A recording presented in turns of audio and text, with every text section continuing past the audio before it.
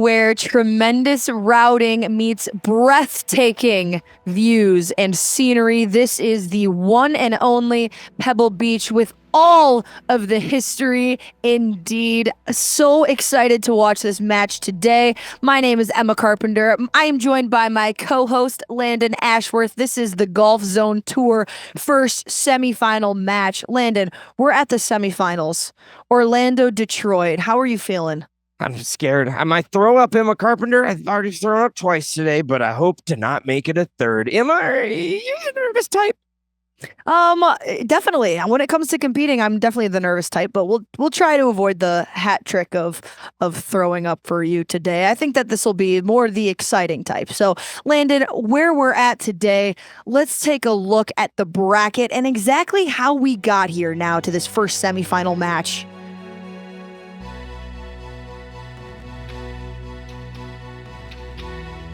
So we've seen from top to bottom, we have seen big blowouts. We've seen matches that went into overtime. Orlando, this team that we're watching face off Detroit today, they won on the final hole. Then they won in overtime against Toronto. Now here they are facing Detroit, who just won in a blowout win. Let's take a look at this team, Detroit, Landon. What do you say? I know you're a big fan.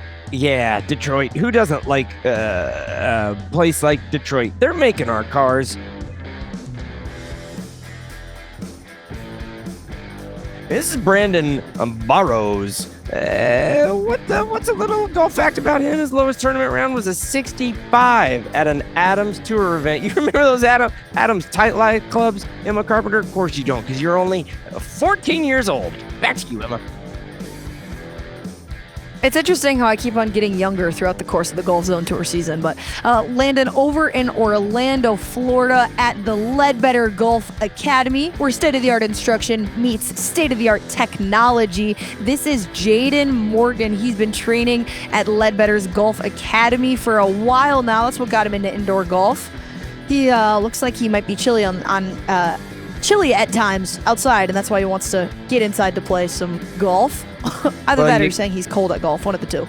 That was great, Emma. Way to cyberbully. Back in Detroit, we got Douglas. What in the world does Mustache Magooch have to say? He's 31, he teaches golf, and he's a data analyst. Ladies. All right, Emma. Landon, this might be your favorite player in the GOLFZON Tour. Not that we have favorites, but if we did, this would definitely be yours, and maybe mine as well. Holly Clyburn, the most beautiful buttery swing maybe the GOLFZON Tour has ever seen. She grew up in England, had no way to play in the winter, so she's been playing some indoor golf for a while, played on the LPGA Tour as well. Quite the competitor. Follows you on Instagram, but not me, and all of my passive aggressive text have gone ignored by her. Detroit, back to Francisco. This guy is a bomber. We might see a 350-yard carry out of this handsome gentleman. You're about to see Team Detroit just go mammer jammer on the drive. Back over in Orlando, this is Chris Wilson. The winters in Canada got him into indoor golf as well. He's been playing golf for 14 years. He finished second on the PGA Tour Canada in 2022. He had a 4-round total of 18 under. Wow. Well, let's talk about the signature holes nestled among the breathtaking Monterey Peninsula Pebble Beach golf links. It's where beauty meets some challenge. The front nine, we got hole 4, par 4, 333 yards. Just a tiny little par 4 to start. Short and stunning. It tempts players with a drivable green, but beware, misjudge your shot. And the coastal winds, their strategically placed bunkers are going to wreck you. Emma, tell me about hole 6. I sure can do that, Landon. No, it's hole number 6, 498 yards, known as one of the most dramatic par 5s in golf. This hole requires an uphill climb and nerves of steel. How about that view of the Pacific? Yeah, beautiful. One of the most famous par 3 holes in all of golf. We've seen plenty of hole-in-ones there at the AT&T Pebble Beach Pro-Am. Am I right, Emma? You're definitely right about that. the shortest hole, but also the most iconic. And we are off. Without further ado, Landon, Chris Wilson takes a rip, and so does the... Oh my goodness. Oh, Francisco, what is my cell phone number? You can have it. Will you be my partner in a scramby? Right, Emma? You sure are. You sure are, Landon. That was Jaden Morgan who already teed off. This is now Chris Wilson. Chris Wilson hitting less than driver. I think we're going to see that more, Landon, from Francisco. Just when you hit the ball that long and that straight, why not just go at every green and cut all the corners on par fours? You'd be crazy not to unless there's a lot of OB. And from what I remember, Pebble Beach Golf Links doesn't have a ton close to the fairway. Most of it, you got to go on the other side of the cart path. And this far in the tournament bracket, we're not having people make those silly mistakes, I don't think, in these late in the round. Looking at Holly here, who follows Emma Carpenter on Instagram, but not me personally. I don't want that to affect how you all feel about how terrible of a person she must be at home, and you're just cheering for that ball to go in the bunker, and it does. But rest assured, she might have just forgot. Right, Emma? I think you're absolutely right, Landon. She easily could have forgot her. I mean, if I had 1.2 million followers, it would be easy to have people get lost in there. So I think that you could possibly just may have missed it. Not a chance in hell, Emma. She definitely doesn't follow me on Instagram, and we should talk about it as much as possible during this great match between the sunny, sunshiny Florida and dreary, terrible, nasty Detroit. Just kidding. Detroit's not that bad. I've actually been there and had a very nice sandwich once. If you've ever had a sandwich in Detroit, I think that's the question on just about everybody's mind right now, Emma. I don't think that I have, but I'm glad that your sandwich is really good, Landon. Yeah, me too, Emma. Me too. Very Brandon nice Barrows hits the green. First player on the green and hole number 1 of the first semifinal match. Here's Chris Wilson, similar position. 2 out of 2. Not bad. Holly facing a difficult sand shot here, so she'll put it in the sand lie. I'm sure you've all been keeping up with the tour. You know how these sand versus fairway versus rough situations work. That little stripy carpet is the fairway lie. Then you have those 2 different bunker lies, and it will take some motor hammer off your balls, so you're gonna have to kick her into one higher gear than normal. Oof. To get it done. Very nice shot out of there. Team Detroit, that will be the closest birdie putt that we will see on this hole so far. You think this guy's going to go and rock'em sock'em robots and put this thing within 4 feet, Emma, with a little bit of English? Well, I don't see why not. Ball's a little bit below his feet. That shot we just saw from Doug Piesco, I mean, just threaded the needle. It looked like it was through about 5 different trees to end up where he is. That is a blessing. And testament to a great golf shot, and oof. Jaden Morgan just comes up short. That will happen from time to time. Who do you think is going to win this match? Well, it's Landon. Both teams in this match have had very different experiences so far on the GOLFZON Tour. Orlando, they won on 18 in their first match against Louisville, and then they won on their 20th hole in a sudden death playoff against, Toronto, the number 1 seed. Yeah, they're used to fighting for it. When Detroit had the biggest win in all of the GOLFZON Tour. So take with that what you will.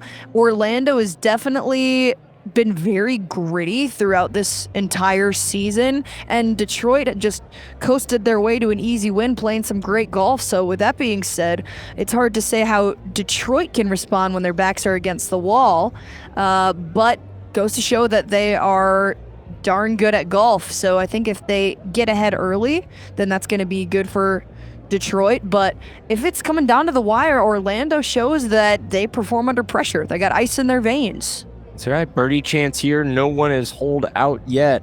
This could be the first birdie of the night that we see, and it hits the back of the cup with a little bit of authority and just misses. Too much ketchup on that hot dog, am I right, Emma? Yeah, you're right, Landon. Thanks, Emma.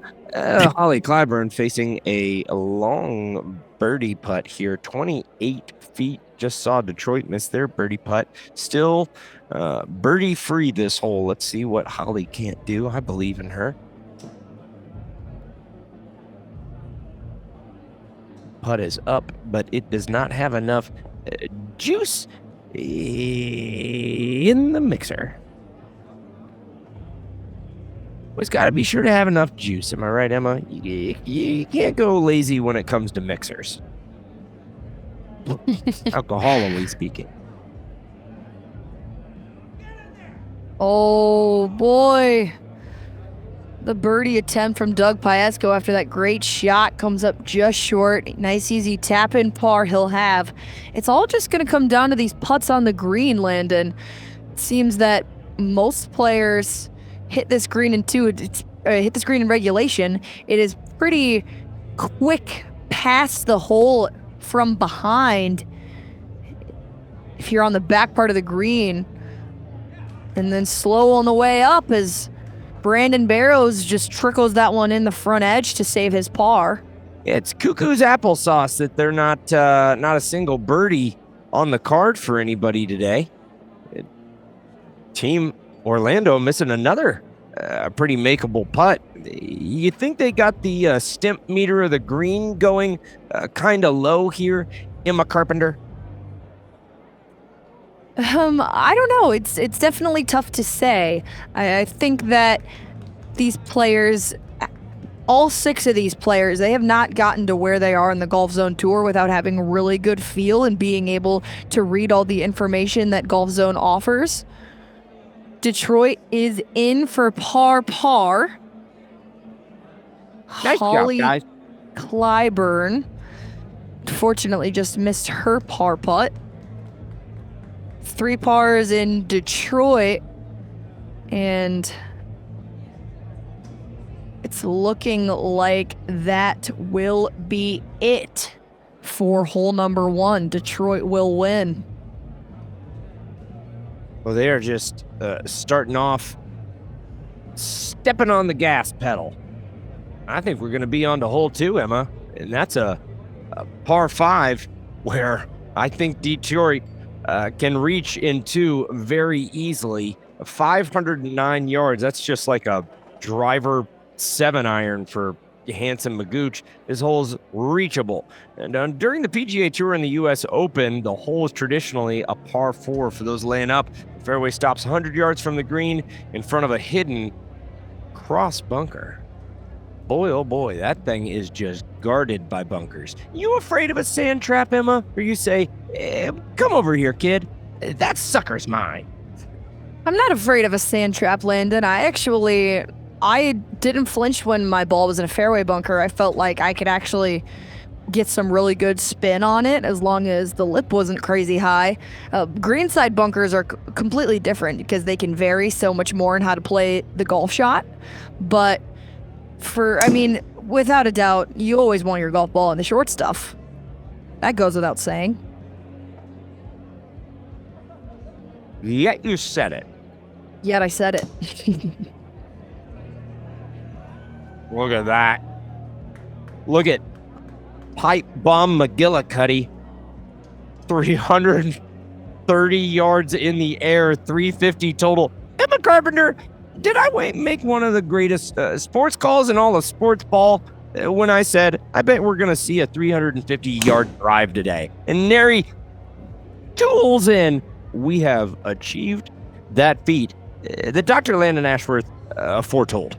I think you didn't even give yourself quite all of the credit that you deserve, Landon, because I believe you said we're going to see a 330-yard carry, which is exactly what it was.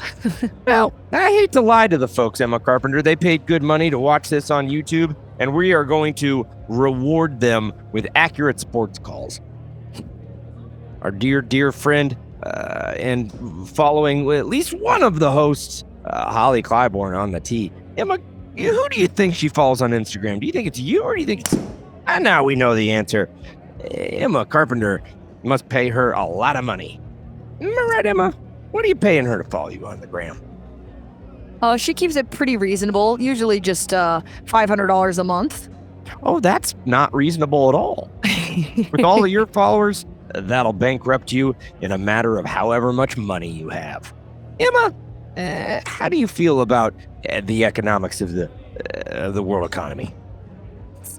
Well, Landon, that might be a good question on a separate broadcast. For now, I think we should probably focus on the GOLFZON Tour. If you want to talk the economics of our country, you're more than welcome. But personally, I'm look at this. I would like you to look at this drive from Doug Piesco. Now, Doug Piesco hits the ball over 300 yards consistently, but both of his teammates are carrying it at least 315, 320 every single time. So he's the short hitter of the group, but he would be the long hitter in most any other group. You said a lot, Emma, but hardly a single thing about the yen.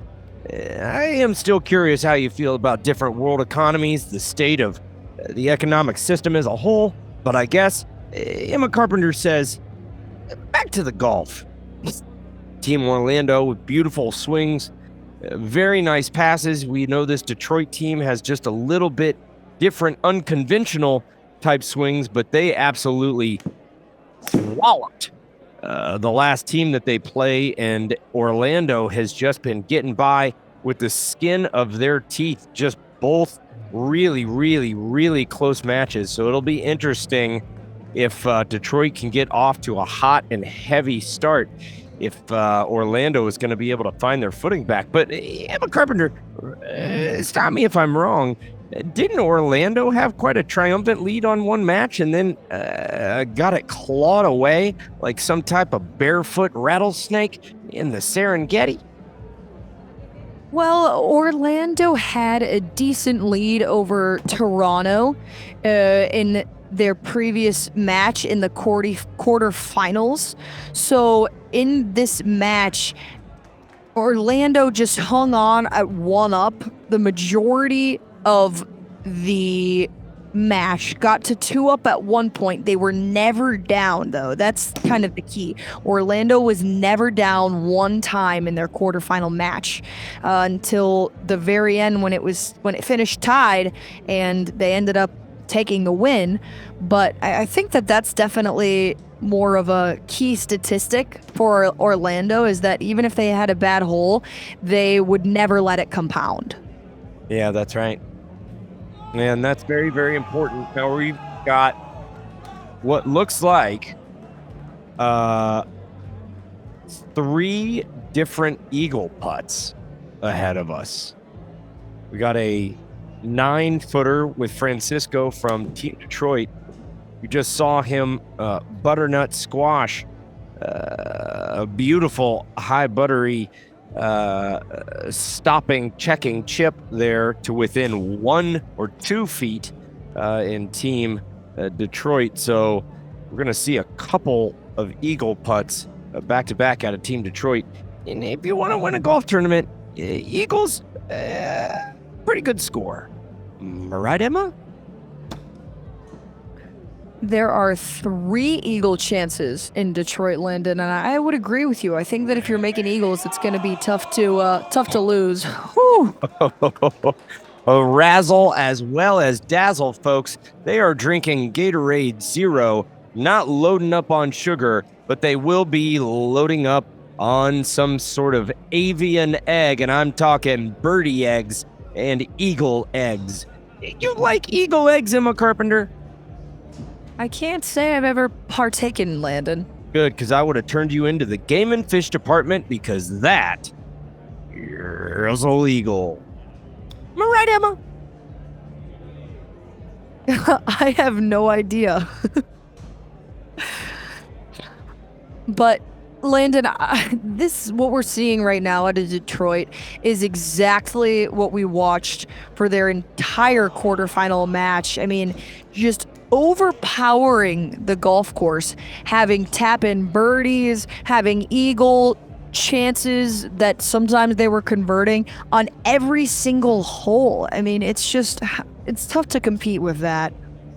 Yeah, you just can't put up any type of bare-knuckle boxing match with a polar bear if you're going to be going around and losing holes with pars and other nonsensical scores that Team Detroit doesn't put up. They're just thinking birdie, eagle, eagle is what they're thinking right now. Just praying for sunshine to grace the wings of the majestic avians that they trust and know. I guarantee you one of them probably would have gone straight to Mordor if they were in Lord of the Rings. You literary fan, Emma Carpenter, do you understand the reference?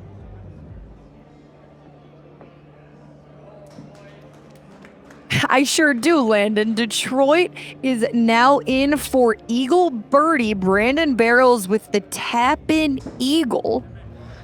I do not see how Orlando is going to be able to catch up on this hole. I would say that they can't and won't unless you get a hole out here. It's not going to matter. I think this is Detroit's hole, Emma Carpenter. Detroit has won the hole. It is official. So Team Orlando is going to be 2 down after 2. The triumphant drives just put them in a position to make mashed potatoes out of this hole. Of course, makes a lot of sense, Emma. Yeah, there they are. Fist pumping, happy as the day is long. It's going to take us to hole 3. It's a 397-yard par 4. Emma, would you be the beautiful princess that you are and tell us about this hole? Oh gosh, Landon. Well, I would absolutely love to. Dog leg left. 397, like you said, threads bunkers on both sides. An aggressive line around or over the trees can set up a nice short pitch shot into the green. And I think that we do have a team here that likes to cut corners over trees off the tee. Yeah, I would say so. We are 3 holes in, and we are 2 holes ahead with Detroit just putting the absolute gas pedal on right now. They are just dumping kerosene on their open fire, possibly start some sort of forest fire if they can just keep this going. Those driver shafts are bending against the full force of 9.8 meters per second. And folks, that's gravity. Now, Landon, Orlando, we've seen they've definitely been one of the more even-keeled teams in terms of their demeanor throughout the course of their matches, but already they're seeming just a little bit deflated, like they've lost a tad of momentum. Now, we're only 2 holes in here. What do you think needs to change in order for Orlando to just turn things around? You know, they really just need to change the scores on their scorecards, Emma. If they can just write down more circle numbers and less square numbers, I think they're going to be in a pretty good position. What do you think, Emma? I think that that's an excellent start. I don't know if it'll quite do the trick, but circles definitely hard to keep up with a team that's got circles and double circles on the scorecard. But Landon, without further ado, let's get into hole number 3. We got lots of golf left to play. I'm ready when you are. My goodness. It's a par 4, isn't it, Emma? Par 4, 397 yards, which we know might as well be drivable for some of these players. Oh, look at this line. He just takes it towering over the treetops with a hybrid. I think that was an iron. Goodness gracious. The speed these guys put in the clubs. And they're accurate. They're not only long, they're accurate. I think that's what's the most remarkable thing about it is how often have we really seen them miss? I don't remember seeing them miss. Can you name a scenario? You're the one that holds grudges, Emma. Who said I hold grudges? Your mom, her and I have been talking. You've been talking to my mother? Mm-hmm. Wait a minute. Wait a minute now, Landon. I talked to all my co-host moms. You can ask your mom. I'm your only co-host.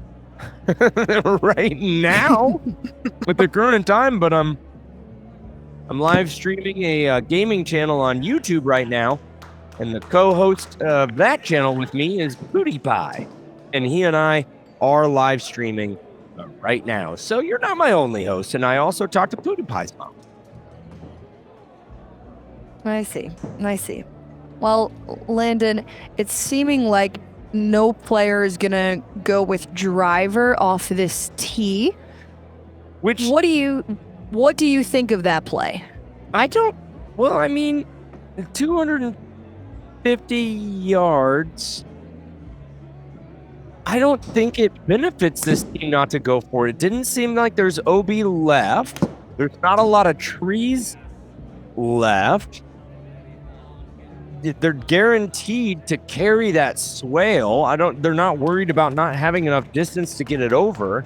And once you're over those trees, no, I don't think that's a good play. I would actually question them about that, because look at that landing area down there. Mm-hmm. I would have hit driver for sure. As long as you get it over that cart path in the air, you're fine. And as we know, 1.9 strokes on the field are gained if you have longer drives. So you're gaining almost 2 full strokes on the field just by hitting it far. With no OB left, no OB right. You might have gotten me worked up. I don't know why they didn't hit driver. No, I'm with you, Landon. I'm with you. It's when you look at where all those golf balls collected, that is one of, if not the tightest point of the fairway, and 250 yards is definitely no pitch.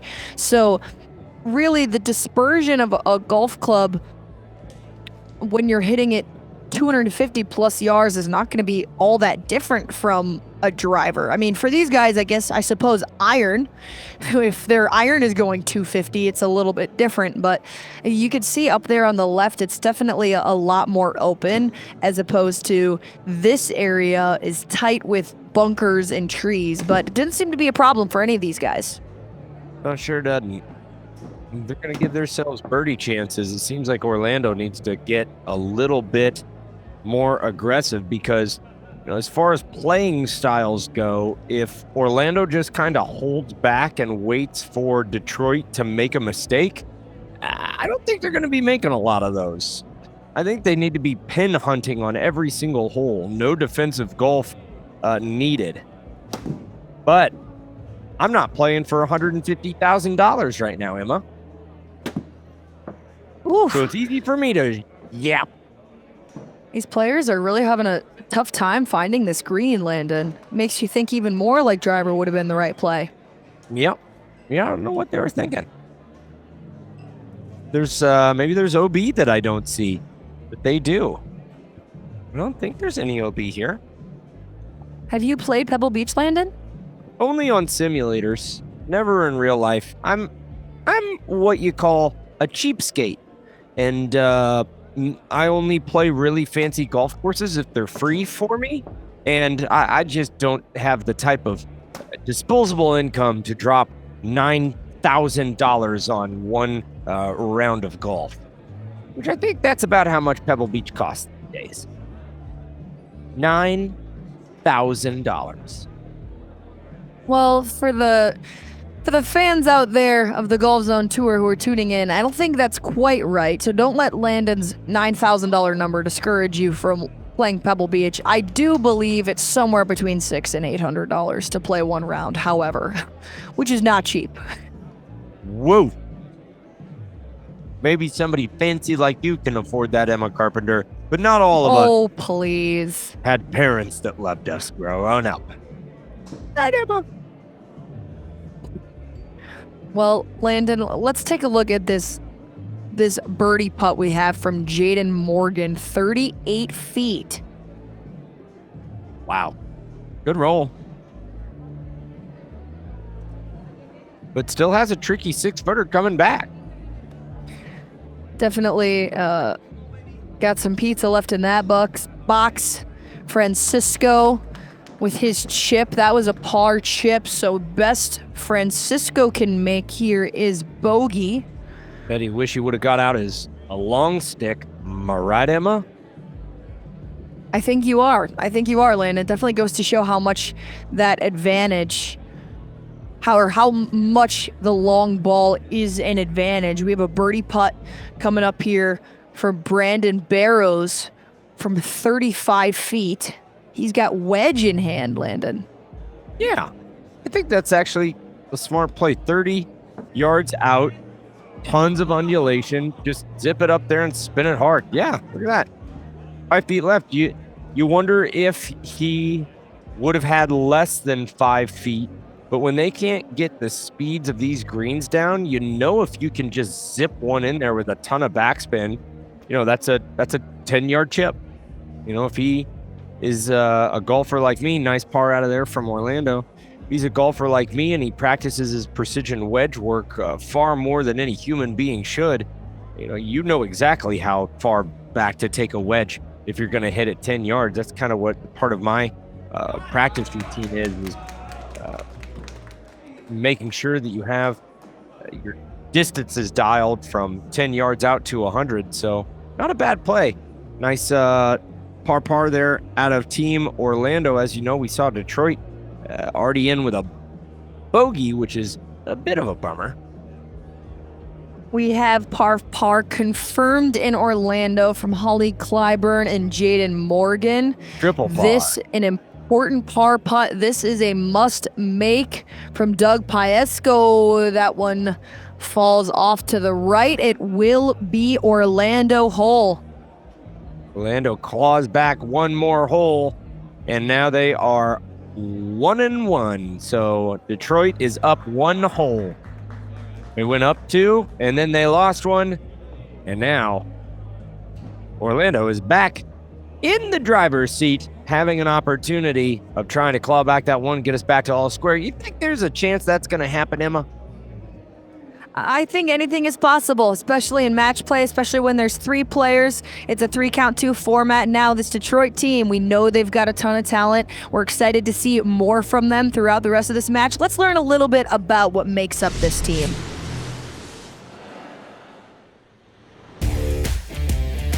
So I started playing golf when I was about 10 years. I started earlier, but playing when I was 10.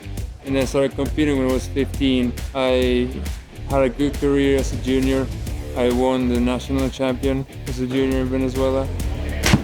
I played tournaments throughout the summer. Coming off the last tournament in September, we kind of just jumped right into, simulator golf. And I never really was a simulator guy. But coming to this one with all the technology they have in the feet and the mats and the way they adjust and everything like that is unbelievable. I learned the system, and it was a tough course from the tips. And on tour mode, just getting to know the course, playing it several times, just like in real life. Sometimes you go and play a course for the first time and you don't shoot your best. So keeping after it. So I was able to improve quite a bit. Grind. I think all of us here probably put in 10, 12 hours a week on top of our normal schedule. So it was, my back's feeling it the most. This format has been fantastic because I haven't been on a golf team since college. It's kind of nice to have that team camaraderie, and it's not just about yourself now, so it's kind of cool. It's a nice change up. It's good to be in a team because you can help each other out if they see struggling something, and you have a caddy too, or a couple of caddies that help you out. I'm not the best player out here. These guys are just phenomenal sticks. So hopefully I can just keep their energy level up and keep them positive, because these guys can go 15 under if they truly wanted to. Well, that was cool to see, Emma. That last guy seemed like he baked a delicious quiche. Am I right? I don't see why he couldn't, Landon. Now, moving into our next hole, one of our signature holes. Definitely excited to see how these players face it here today. The only hole that played under par in the 2019 U.S. Open. But there is still plenty of trouble, Landon. Can you tell me a little bit about it? 303-yard drivable hole, might be less than driver with Team Detroit. Narrowing out fairway there at the end, guarded on all sides by bunkers. You're going to want to just keep it right in the center of the fairway. And Team Orlando does finally get their driver out, but maybe we understand why they were sheathed like the sword of Zorro, because they got an OB. Uh-oh. SpaghettiOs. You like SpaghettiOs, Emma? You know, Landon, I'm going to let you in a little bit of a secret. I've never had SpaghettiOs. Well, that's weird. Just straight up weird. Wow, Landon, I opened up to you and then you shamed me. Classic cyberbullying made famous by Emma Carpenter.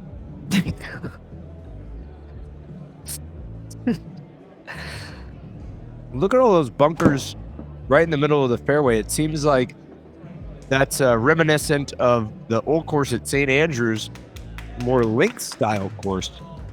Kind of, you think of Pebble Beach as a merriment between those two. Do you know who designed Pebble Beach, Emma? Who designed Pebble Beach? Mm-hmm. Pebble Beach was designed by, I don't know, Landon. I should know this. Trying to Google that as fast as you possibly could, Emma. No, but that would have been a smart thing to do, because then at least I'd have the answer. That's right, Emma. Why don't you tell me about who designed Pebble Beach? Whew. First, I got to talk about what in the world is happening. We are seeing OBs, hooks left, slices right, and that's a little scary, Emma. That's a little scary. They can't talk to their long stick. I don't know what in the world's going to happen here. Emma, who designed Pebble Beach? Do you not know the answer? Do you not know the answer? Do you not know the answer? I didn't know the answer. I knew that I did not know the answer. Shona. I knew that I didn't know their names. Man, Francisco might be the only opportunity of putting up a good score, because he tucked her in tight to bed. Very nice.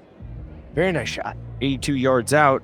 Is this his drop? But yeah, this will be his dropped ball now.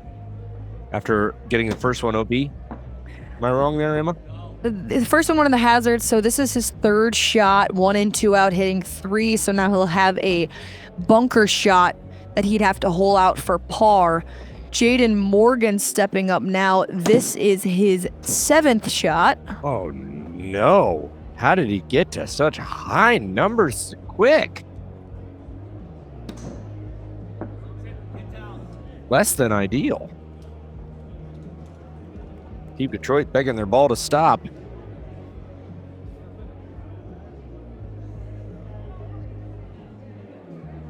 I wonder if Jaden just lost focus and gave up. He and Holly are both 5 over after 4 holes. Not the type of golf we've been seeing out of Holly lately.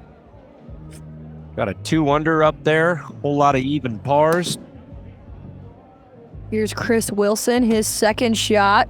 Get going. Nice kick. Oh, yeah, real great kick. Sometimes you get a digital members bounce. You ever gotten a digital member bounce, Emma Carpenter? Oh, I definitely have. I wouldn't say very often. I'm not typically the type to get a members bounce, but we saw the members bounce of all members bounces with Team Louisville actually against Orlando on the 18th hole, hitting it off the rocks and back into play.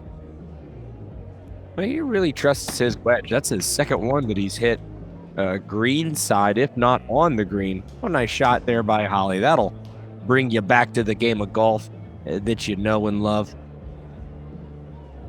got David Leadbetter there cheering on his compatriots. How cool is that, Emma?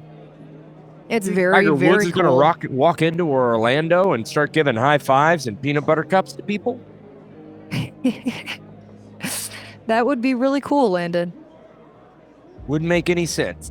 Competing with GOLFZON for screen time, you don't stand a chance, Tiger. People are here to watch this tournament, not see you high five various folks.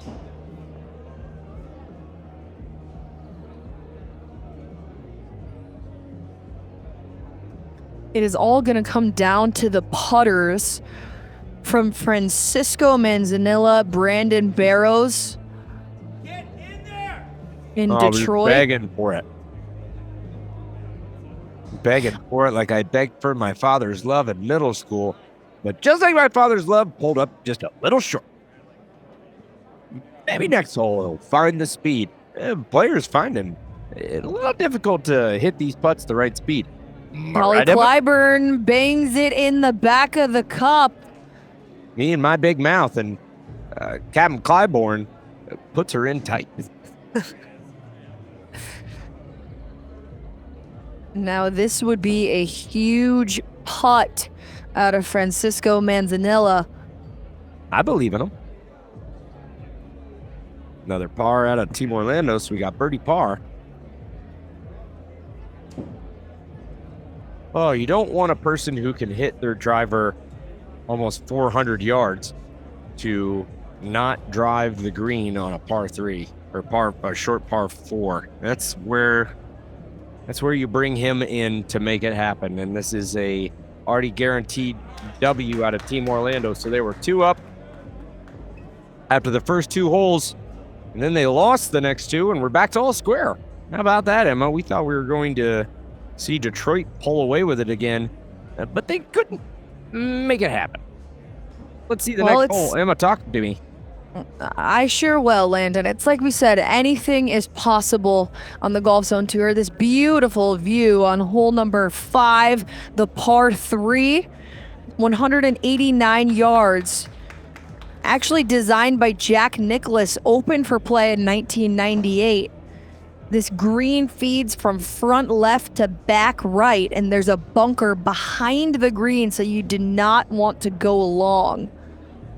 No, they're going to be playing this from 191 yards. Other than Holly, will be 127.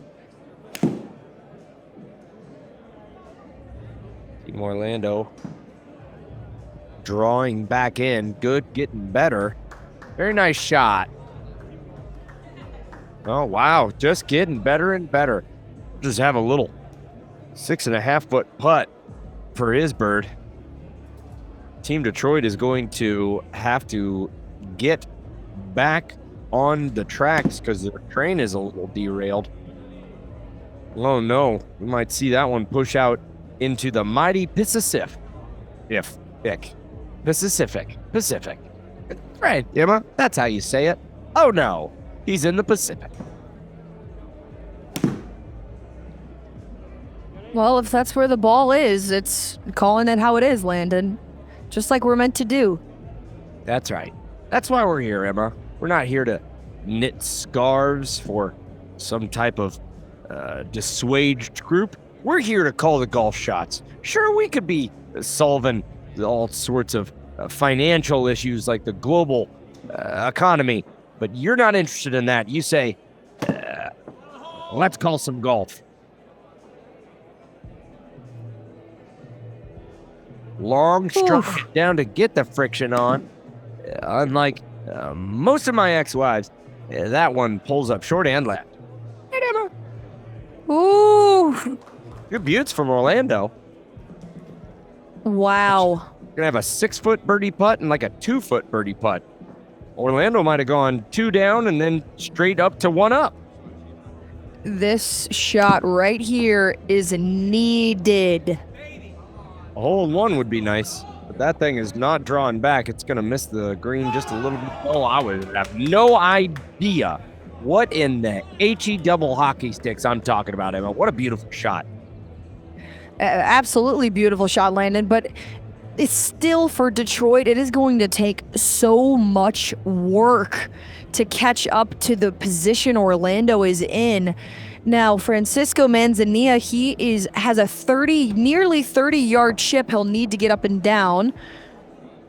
It is official that Brandon Barrows can make bogey at best, so Francisco needs to get his ball up and down, and Doug Piesco needs to make his birdie putt for what I would believe give them the best chance at a push, especially if they want to win.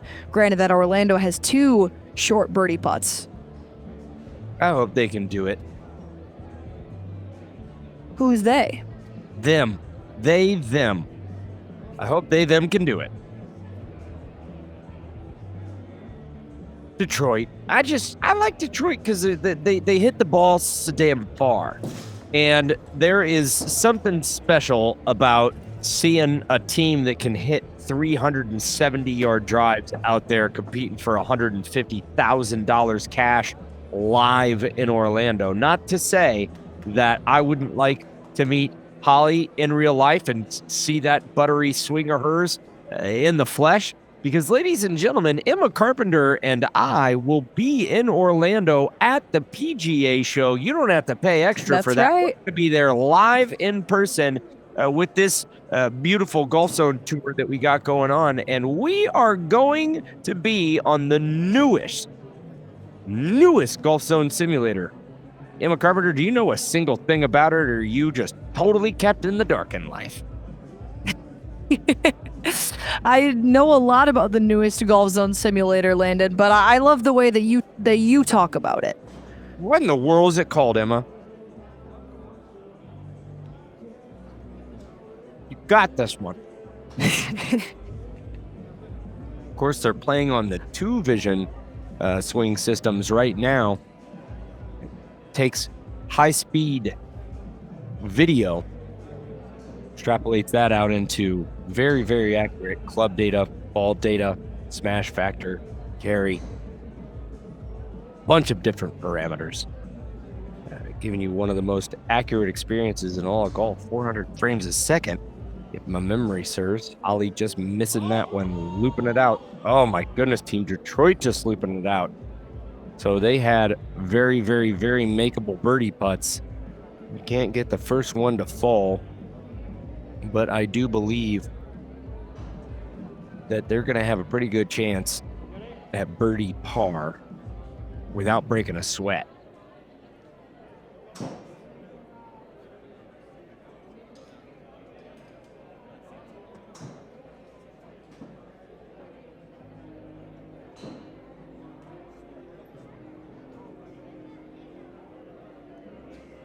Oh, it's going to be par for Orlando. That is a win out of Team Orlando. Just like I called it, Orlando went 2 down, and now they are straight back to winning 3 straight holes to go a 1 up.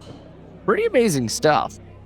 Very, very impressive. I think it's going to be interesting to see how Detroit is going to respond in this situation, given that they won their previous match by such a large margin. As we take a look at hole number 6, par 5, just 498 yards. You're going to want to take a good look at that green as you walk up to the drive, or in this case, fly up to the drive via virtual GOLFZON simulators. The second shot climbs nearly 4 stories to an elevated second fairway. So it's all about that second shot as we take a look at David Leadbetter, the legend, watching his team intently. Can it make the turn? No, it doesn't need to. Gonna land buttery soft. Like I was saying, Emma, difference between the 2Vision and the NX. The NX has a 64 directional motion swing plate, but what the current 2Visions do not have are pressure plates. So you're going to be able to see the pressure plate on your screens. You're also going to have the Unreal Gaming Engine software that runs the simulator itself. It gives you all sorts of upgraded graphics, nearly photorealistic gaming graphics. but just the same high-speed ball motion sensor and club data, some of the best leading technology in the arena, and a touch screen monitor kiosk, the same type of touch screens that they're playing on now, but it is new and upgraded. I've seen it live in person, and it is a work of art, Emma, much like yourself and that drive. Am I right? Oh, I thank you, Landon. That drive absolutely was a work of art, as is the 2Vision NX simulator. God, I love Holly's swing. It's just... I talked to her about it, Emma, but believe it or not, she does not follow me on Instagram. And that's how you really know if you've made it in life. If Holly follows you on the gram. Well, that's good news for me. Not if you've done a good job raising your kids. Not if you're financially responsible. But moreover, how many followers you got on the gram? This is such an interesting hole. I remember watching it in person. It is just a trek to get all the way up to the green. You cannot see it from where these tee shots are. Oh. Ow. Smoked. He's a little disappointed, but he should be all right. Gonna have a downhill chip coming back, which will not be super fun. I feel like Spyglass had swing. a very similar hole to this, Emma. Don't you? Well, they're definitely going to be similar in some ways, but which hole are you thinking of, Landon? Do you remember? No, I don't remember a single thing about any golf course I've ever played. I'd just forget it immediately after I hit the shot. Golf amnesia. Remember? That's right. Oh, I love. Do you see the splashing of the waves? The waves. Oh, Super that's so cool. neat. And that's what you'd expect, you know? That's what would be there in real life, and GOLFZON simulators are doing it for you. And the new NX simulators, utilizing Unreal Engine and AI, are going to blow your mind with the graphics that we're going to be seeing at the golf course in Orlando at the PGA Show. I'm titillated. Gotta be honest with you, Emma. I'm titillated. It's going to be really exciting to see the NX in action at the PGA Show. Can't wait to see you in action at the PGA Show, Emma. Oh, well, back at you. And Really white than person.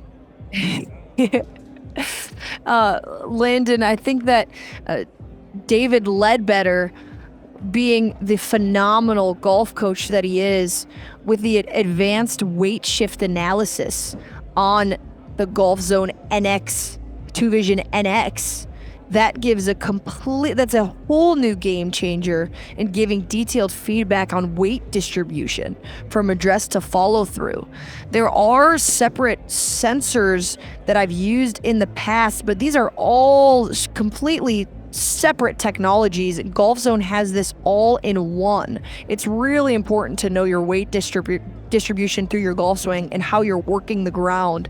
That will be phenomenal for instruction. Yeah, I might just go ahead and redefine the game of instruction. It's really good, useful information for the recreational player too.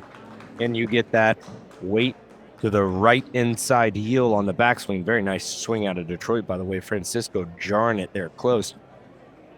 And then can you neutralize the weight as you start your transition and then just load up on that left foot and keep the weight on that left foot to just drive off that power plant, making a wall out of that left side. Am I right, Emma Carpenter? You're absolutely right, Landon. You sure are. Here's Doug Piesco, his eagle chip. Holly Clyburn, her eagle chip. Oh, beautiful chip out of there in Detroit. Nearly jarred it. Two near chip ends. We got an electric atmosphere there in Detroit. Men and women hugging and holding each other in this cold winter's morn. You just want that team and their dynamic energy to start transferring into some dynamic golf, because they need to get back in the driver's seat. Currently, Orlando commanding the match having won 3 straight holes in a row. And just wow. scuttlebutts that one, edging the cup. That's no good. That's another testament to these Golf Zone simulators, Landon. The way that on the golf course, as we watch Francisco Manzanilla tap in his birdie, his teammate Doug Piesco likely about to do the same. But the same way on the golf course, we have some putts that will just catch an edge and lip around the hole and in, and we have some putts where you think, how did that not go in? Golf Zone is able to perfectly simulate exactly that based on the roll and the aim of the golf ball. It is just remarkable. As Detroit now in for birdie par out of Detroit. 3 great scores. And that's going to be a W from Team Detroit. They won that one. Fear not, folks. They can lose, but they can also win.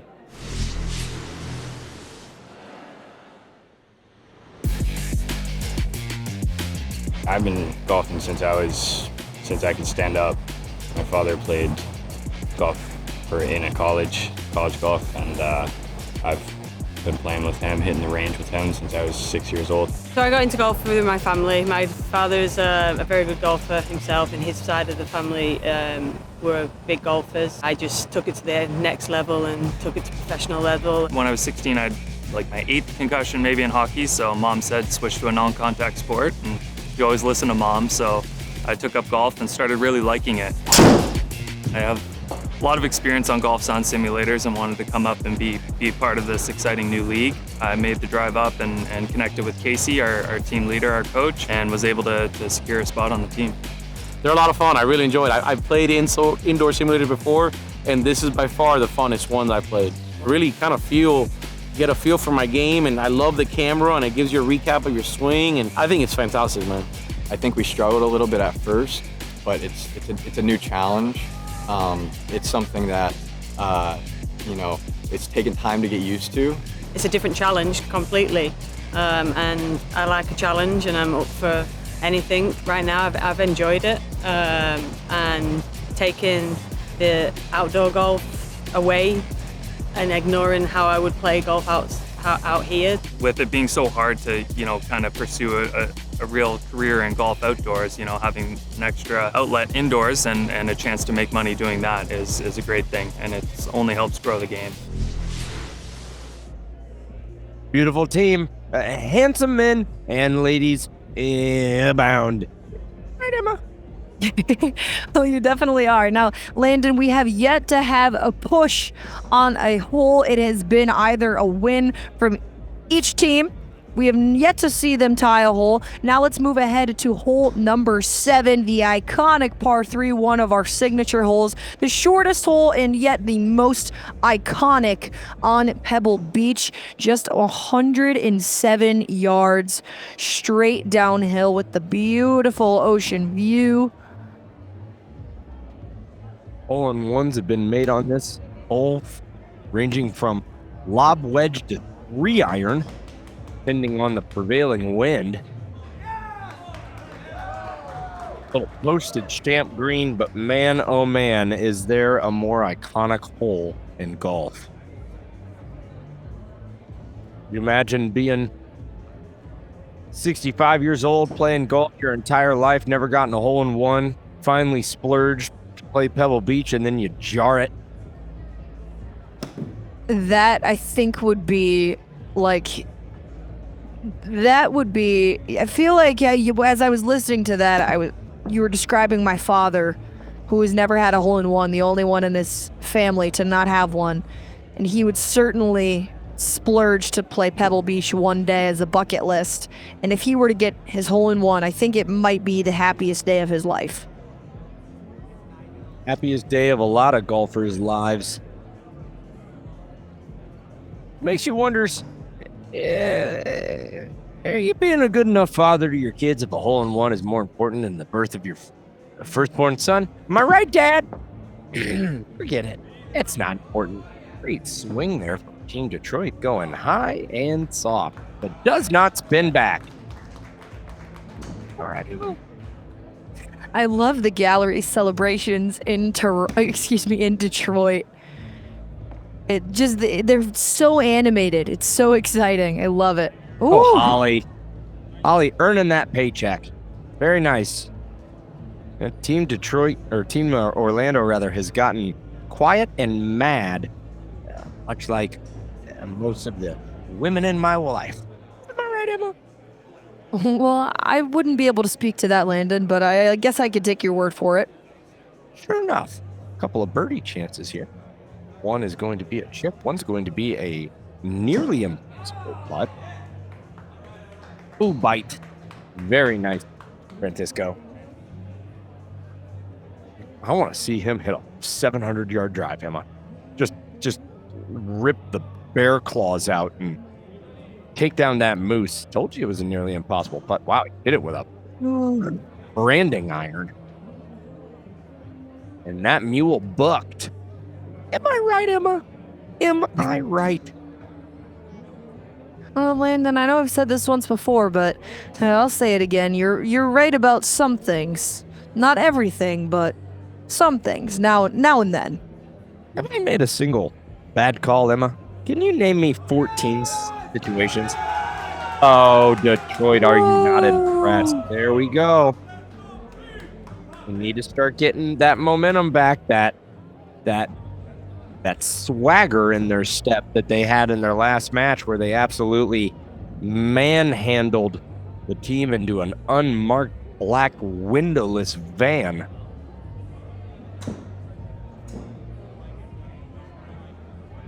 Ever been in a black windowless van, Emma Carpenter? No, sir, I have not. Oh, thank goodness. I was worried sick. Very nice putt, Team Orlando. Ooh. The birdie, but not much reaction from her teammate. If you were on Team Orlando, would you be able to be quiet as they are, or would you get a little bit of chest pumps in there? I think I would definitely, just my personality, I can't really keep my mouth shut. It's why I'm on the mic right now. So I would say that I would probably be hooting and hollering and cheering. But Orlando, like I've mentioned, their very even-keeled demeanor is sort of what has helped them get to this point. And I think part of why they performed so well under pressure, they haven't allowed themselves to get too high or too low. And that was a crucial putt from Holly Clyburn. It was really needed. Now it's looking like Detroit will win this hole with birdie par. That was a big reaction for just a par.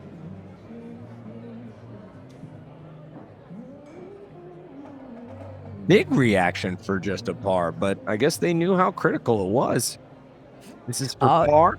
The birdie par, Landon, will push this hole. We saw that very quiet birdie from Chris Wilson. Oh, that's right. Yeah, I forgot about it. They were so darn quiet. I nearly did too. Push will work. Got hole number 8, par 4, 416 yards. You got that split fairway, so it is a beast to get over that ocean inlet with its ripping currents. Emma, you know anything else about this hole that's interesting? Hole number 8, Jack Nicklaus calls this approach shot his favorite approach shot in all of golf. Wild. And that's a man who's played at least 3 different golf clubs in his life, so he's got a big sample size. Yeah, somewhere right around there. There could be some enthusiasts out there of the game of pickleball, but they don't happen to like golf all that much, but they're only here because all of the players from Team Orlando follow Emma Carpenter on Instagram, so they thought, let's give this thing a shot. And they're watching it, having no clue at all who Jack Nicklaus is. He's a multiple major winner in the sport of golf. How many majors? The most of all time. Am I right, Emma? You're right about that, Landon. This time you are right.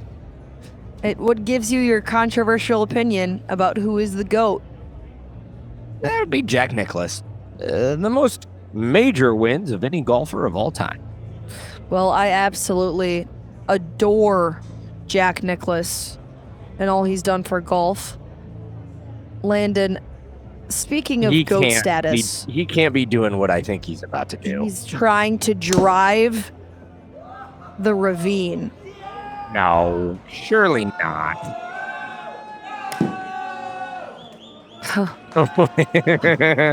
Listen to them hooting and hollering.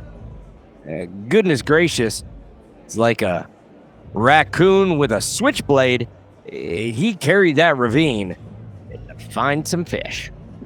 And that number that it gave us with that 295 carry, Landon, that is factoring in all of the severe uphill. So although it might have looked on paper like not even one of his longest drives, that 295-yard carry when the tee shot is straight uphill is incredibly impressive. Yeah, I don't think anybody's not going to be writing Francisco some fan mail letting them know that he is a real man and he would understand just what in the world fighting a grizzly bear is like. You ever fought a grizzly bear in a carpenter? No, sir, I have not, and I am perfectly okay with that. Good for you. Man, look at Detroit's bar and grill there. That's a beautiful looking facility. Oh, it sure is, Landon. We have two completely state-of-the-art facilities with Leadbetter Academy and Tee Times. Wow. What? Tee Times is exploding right now. Beautiful shot. Finding that energy backs. Big crowd at Tee Times in Detroit. They want them to have this to become some sort of social gathering of sorts. You can see why the energy's so hyped up. It's not every single day that you go to your golf simulator bar and grill and you show up and there is a massive tournament being played between two cities, interconnected systems, playing at the speed of light. Oh, wow. In Way Detroit. to capitalize on that tee shot. My goodness. Some real good golf out of Team Detroit. Something that we've seen Landon a couple of times from Detroit. Francisco Manzanilla, who we know hits the ball a country mile, is that it hasn't always panned out in a way that he can take advantage of the long ball. But that was the way to do it. In that years. He's been a bit of the heel of the team so far.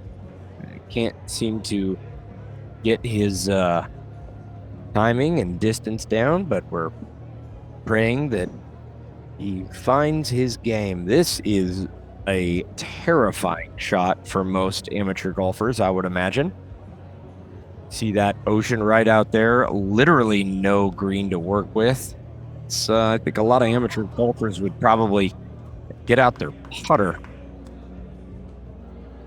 He hits a zippy checking shot. Absolutely very well beautifully done. Just feathered that thing in there. Brandon Barrows for his birdie. It's looking like it's just straight downhill, Landon. Yeah, that's what I read. You can see the green map there. This is the lowest part of the green, so it does bowl towards the cup.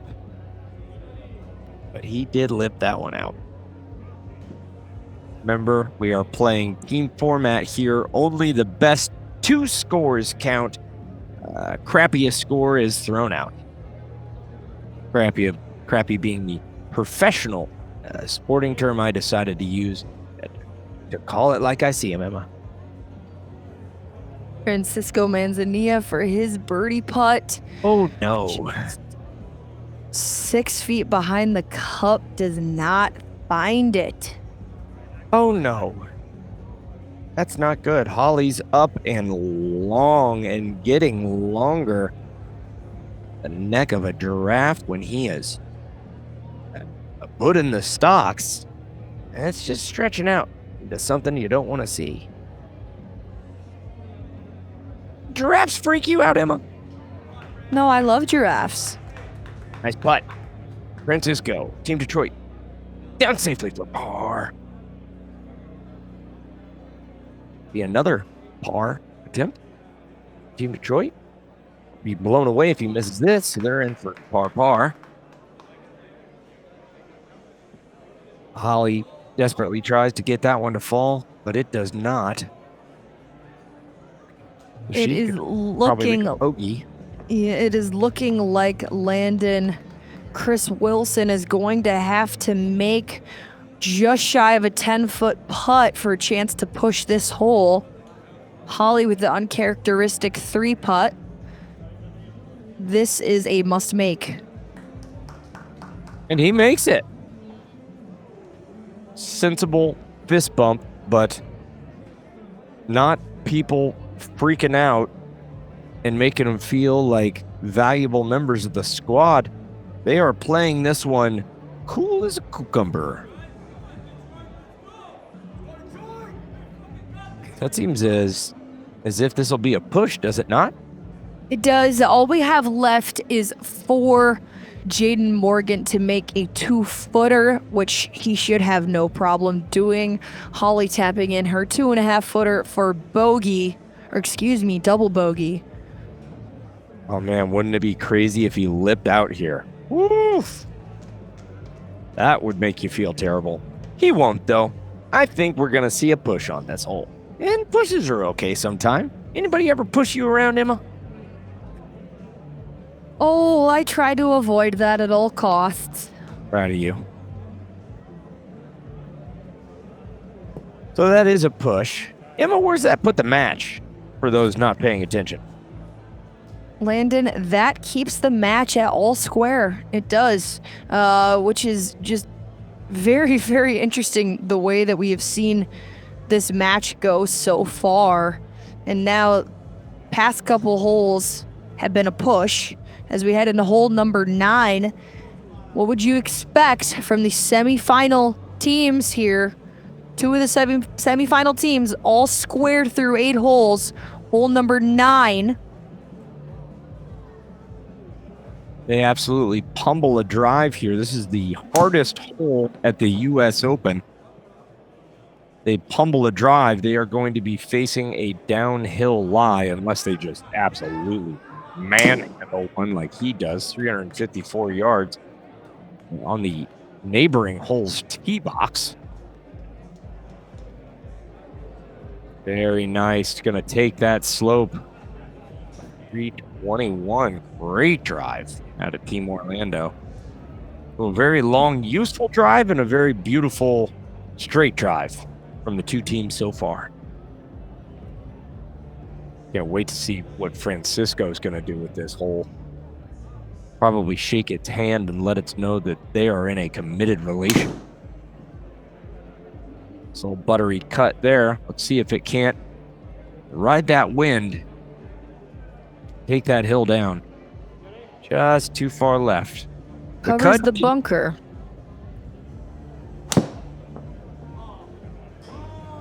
Oh, hang on. Yeah, that's going to be ridiculous. Oh my goodness. Oh my God, buddy. 349-yard carry. What? And it doesn't even look like he swings hard, Emma. No, he is perfectly in balance. Yeah. Which is usually that's a sign that someone's swinging a little too hard for their own good when they're falling over. He's perfectly in balance, and he just plays a power fade up the left center of the fairway. I mean, power isn't quite giving it the credit it deserves. I mean, just bonkers amount of club speed. He swings it at like 130. What a stud. Yeah, I think I might have a dream about him tonight. What about you? I wish you all the happiness in your dream, Landon. Yeah. Maybe you'll be in the dream too, Emma, and we start some sort of pizza cupcake shop. Wouldn't that be delicious? A nice shot at Team Orlando, but just a little bit too long. Are you a fan of the pizza cupcake combination? Sure, who doesn't like pizza and cupcakes, Emma? But both are delicious. Got it there out of Detroit. He's starting to find his confidence back. I'm anxious to see just what type of lie Captain Thunderhands is going to have here after ham sandwiching one right onto the neighboring tee box. Emma Carpenter, you ever hit a golf ball into the neighboring tee box and had to walk with your tail in between your legs and profusely apologize for knocking out a 4-year-old? Well, I've never hit a 4-year-old before. Oh, Never you hit a should. person with a golf ball before, but I have hit into the neighboring tee box. Never hit somebody with a golf ball. I'd say you're missing out on one of life's great hidden joys, Emma. Beautiful shot there. Oh, that's not nice, Landon. Oh, what? Why are you trying to hit people with golf balls? Well, how would you know what it feels like, Emma, until you do it? Keep an open mind and a warm heart. Team Orlando. I'm going to try to feather this one in there real tight. It's a very awkward ball below the feet, which means the club is probably going to open up and leak out to the right. Couldn't get the distance down, but that is not bad to have a birdie putt on the hardest hole at the U.S. Open. They play that hole way, way, way far back. Slightly different tees. Now, Landon, what do you think makes this hole so difficult? I think the distance guards it. I think the ocean guards it. I think the wind guards it. And I think when they played at the U.S. Open, it's not a 470-yard hole. I think it's like a 560-yard hole, and it's a par 4. I see. I could be way wrong. I have no idea. I made all that up, Emma. And that's just what makes me one of the best in the biz. Am I right, Emma? I absolutely think you're one of the best in the biz, Landon. Now I have no idea what I'm doing, folks. Which just goes to prove... I don't know what it proves. Does it prove anything, Emma? I think it's up to you what it proves. Well, it proves to me if you're thirsty, you reach for an ice cold, refreshing, crisp Diet Coca-Cola Classic. Full swagger out of Team Detroit. Are you a fan of an ice cold DC, Landon? Well, let's just say if one happened into my bedroom in the middle of the night, I wouldn't kick it out. Platonically speaking, of course. Nice putt. Holly, just misses the edge, and she needed it to hit the cup. I would have skipped right over it because, like Superman, this one's flying off the planet. Boy, oh boy, oh boy, that is just so quick behind the cup if you are long of the hole. See what Brandon Barrows does here. His ball might just do the exact same thing. Toodaloo, don't forget to write. Hit those things with sledgehammers. That hole must be very downhill. I need to look at the green map. Rough. Now, it might be this right here that what makes this hole so tough, Landon. The green? Yes, sir. Yeah, it seems to be besting these players. I mean, look at that lie. I don't want that lie. A wildly sloping left to right breaker downhill. You know what I'd say to that putt? I'm probably going to make you, but neither one of us are going to enjoy it. I think you would enjoy it if you made the putt. Nope.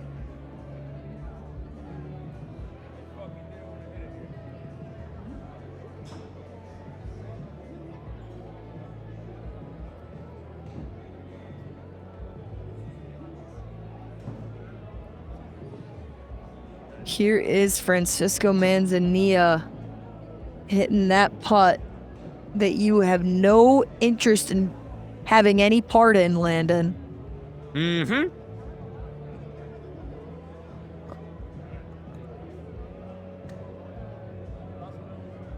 Not easy. That is a terrifying putt for most recreational players. Dramatically breaking left to right, slinger of a putt. Oh man, some sort of force field on this hole. Look at those beautiful breaking waves out there on the coast. What cool tracking tech. And you can see the waves lapping against the shores. You see the beautiful ocean spray.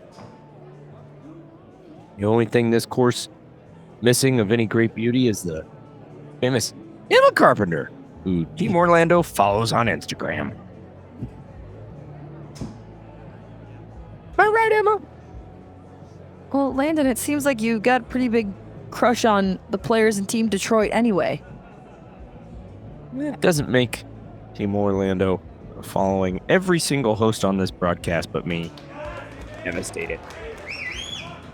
Good job, Francisco. You're a gentleman and a scholar.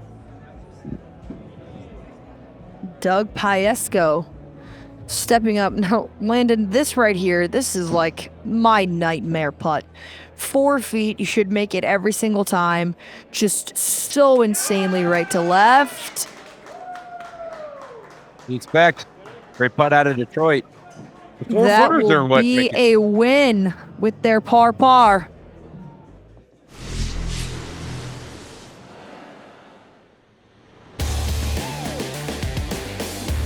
I'm a restaurant owner by trade. Since its inception, my idea for Tea Times to bring in a group of safe certified servers and cooks to present food and service along with the premier golf simulator, to put it all together in a business, it was absolutely what you'd call a dream come true.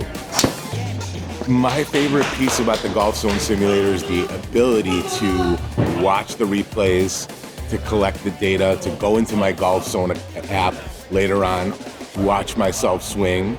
I'm not always happy about what I see, but at least I get the feedback, and I think overall it makes you a better player. There are 3 local high schools. All local high schools, boys and girls teams, get to practice here every week during the off season or even during the season when it's raining. We don't charge them. We love the fact that they can come in and practice at our facility. Tea Times is going to be opening its 2nd location. It's a 13 simulator location located in Bloomfield Township, Michigan, where we'll feature same technology, same food, same service. Most of the people that come in here, regulars that visit our site, they come back over and over again. They tell us the same thing. Our facility is really second to none.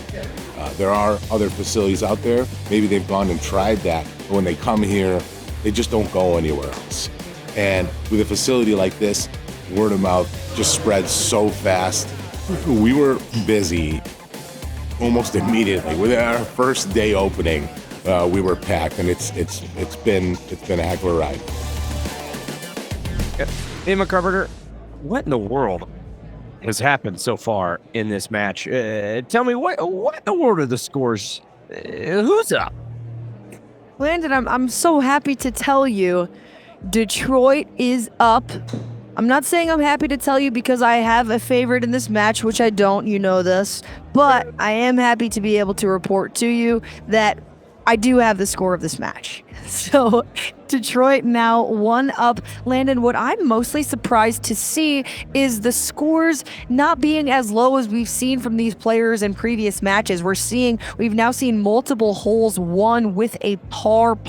What do you think of that? Is this going about how you predicted?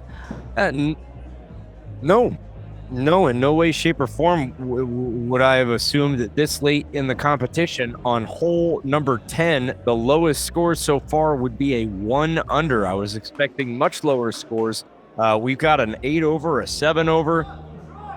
It's Looney Tunes out there, but it is a golf course that does require a lot more accuracy off the tee, and we're not seeing that from both teams right now. That's right, Landon. Let's take a look at our back 9 preview signature holes. Hole number 10, hole number 14, hole number 18, 2 par 5s and a longer par 4. Par 5, 397 yards. Look at the beautiful hole number 10, 444. Classic par 4 combines beauty with brute force.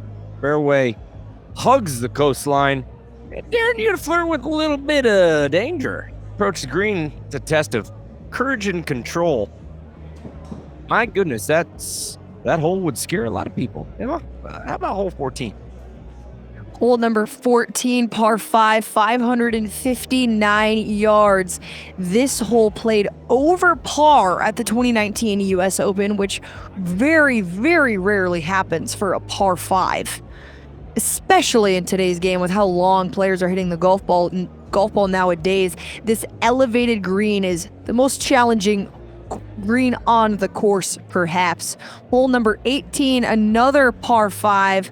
This iconic finishing hole, perhaps the most famous finishing hole in all of golf. Aggressive drives attempting to reach this par 5 and 2 need to go up the left side of the fairway. All right, Landon, they are about to be off on the back 9. Detroit just one up. It is still anybody's game. Can't wait to see what clubhead speed is from the 900-pound gorilla known as Francisco, who takes the golf ball up in the air and then places it back down a very far distance away. A little helicopter swing. Can you get it to hang on? Oh no. Oh no. Well, that's a problem when you hit the ball 900 yards. You know, Landon, it's really interesting. I didn't want to speak it into existence. We know that a tee shot up the left is really needed for this particular hole. And we know that Francisco Manzanilla loves to hit that power fade that usually ends up on the right part of the fairway. So this hole actually will set up a little bit better for someone who might draw the golf ball in order to avoid taking that slope down into the ocean. That's a great swing from Doug Piesco. Now here's Holly Clyburn. She finds the bunker. Tricky bunker lie as well. Last swing from Team Detroit. This is a man who also sometimes enjoys to hit a high buttery cut. We're going to see 2 in the drink. Oh no, he absolutely connects with this one. 17 in the air, rolls out to 332. Landon, do you think that ball moved 1 inch left or right? It did once it landed. What an uneven lie this hole is. Pretty scary, but no, just a beautiful, beautiful drive there. And this roll out, nope, Holly's going to be short of the green. She's all right. Tip it a butt.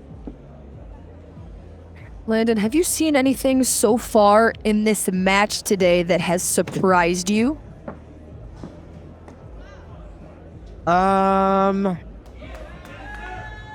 Yeah, I would say that the team's not making putts surprised me. Now, we have seen birdies, we have seen eagles, but we haven't seen anybody make a really, really long one. And we've seen that out of both teams before, but not yet today. That's Anything a good point. surprised you, Emma? Yeah, I would definitely agree. I would say the putting. We talked about it early on in this match of how you need to be able to have a really good feel for how to putt as well as how to read all the information and correctly decipher and implement all of the information that GolfZone gives you. Great shot there from Brandon Barrows. But I'm surprised at how many putts we've seen not fall today, Landon. I think that is a theme that we have seen with the winning team and in each match is that we've always seen at least one moment where somebody dropped a huge putt, had a huge hole out when the other team thought that they might have had the hole in the bag or at least were going to push. I think that that's perhaps what might even play to the mental aspect of it as well.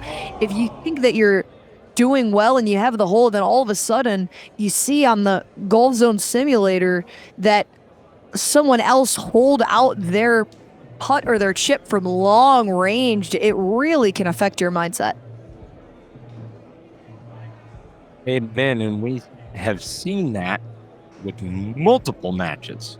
Just momentum drastically shift after a team pulls out just a downtown Judy Brown putt and 30 yards out, make something crazy and get that heart pumping and adrenaline going. That's what we've been seeing on this match. Lip out after lip out. Too far, too short, lip out, but nothing falling. I thought for a second there that putt was going to go in, Landon, from Chris Wilson, and then I was going to say all you got to do is ask for it sometimes. Yeah, looked good most of the way. Emma, why do you think they're struggling? I think that it definitely just has to do with these greens at Pebble Beach. We know how accurate GOLFZON is able to simulate each hole and the undulation of each green. And I think that these players, it seems like they haven't really given sometimes some of the breaks enough grace, especially when it comes to pace. You can see right after the hole here, if Holly's putt manages to get low and left, it's just going to keep on going.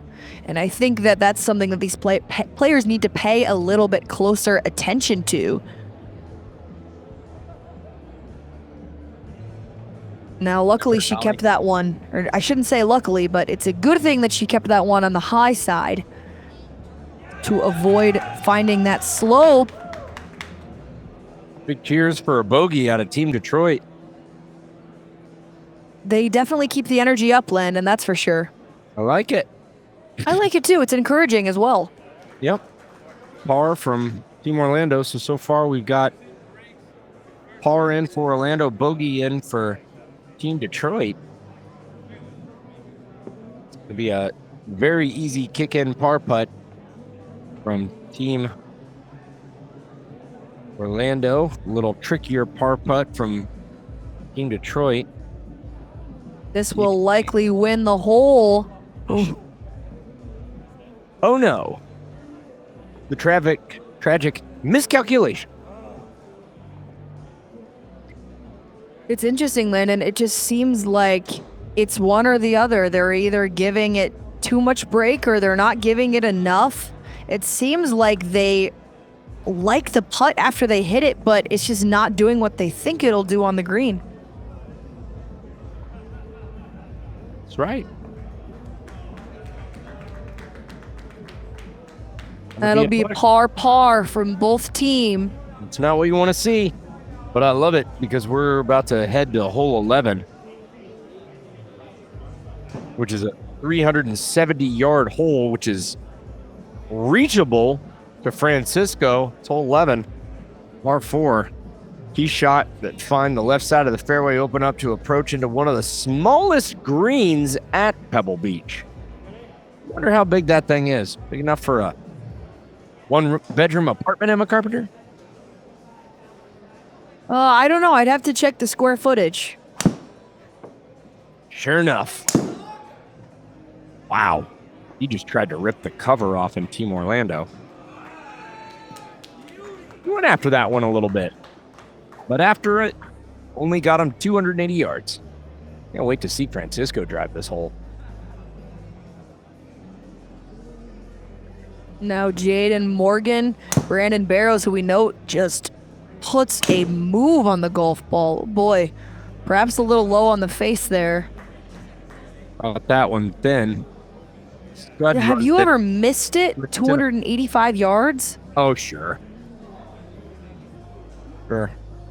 Never missed it 350 yards like Francisco, though. I'm very anxious to see what his club head speed is. I'm very anxious.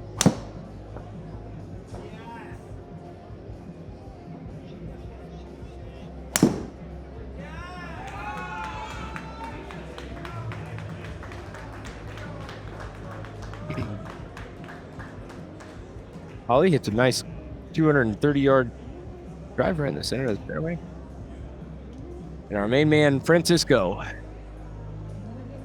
fumbles his golf ball, but only outdrives the second farthest contestant away, like 10 yards. 3 yards. Oh, 3 yards. What do I know? Emma, what in the world do I know? You see his club head speed on that last one? I didn't catch it, Landon, but I mean, I think we've seen in the past, I think it was as high as 131 or 132, which is just unbelievable to be swinging the golf club that fast. Yeah, it's just absolute cuckoo bananas. It's all going to come down to the approach shots here.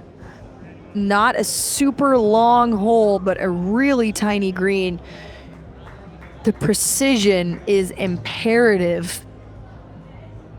In Detroit, our boy Francisco, eyeing just a little flip wedge in there. It's got to get over that arm, and it does.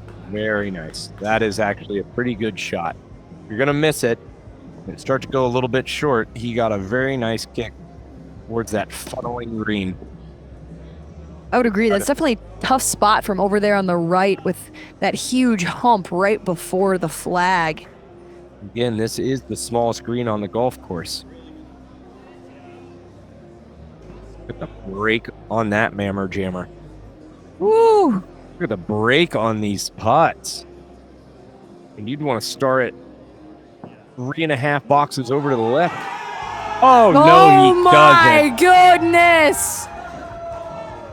That is the one they've been waiting for. I was just about to say, I bet he's praying this thing goes close. I never in a million years would have called a hole out there. Wow. Oh, my goodness. Absolutely bonkers. And now there's Jaden Morgan from a similar spot electing to putt it.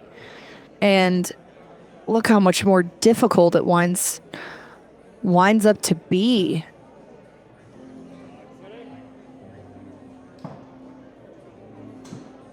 See if we can't get a little challenge with the short stick today. See, that's what we've been seeing all day long, is just lip outs and missing it by a cup. That's exactly what we saw from Detroit and Orlando. Miss out, cup left. Oof. You'd never miss this many putts, Emma Carpenter. I know that about you. Oh, well, you didn't watch me putt in college, Landon. No, I did not.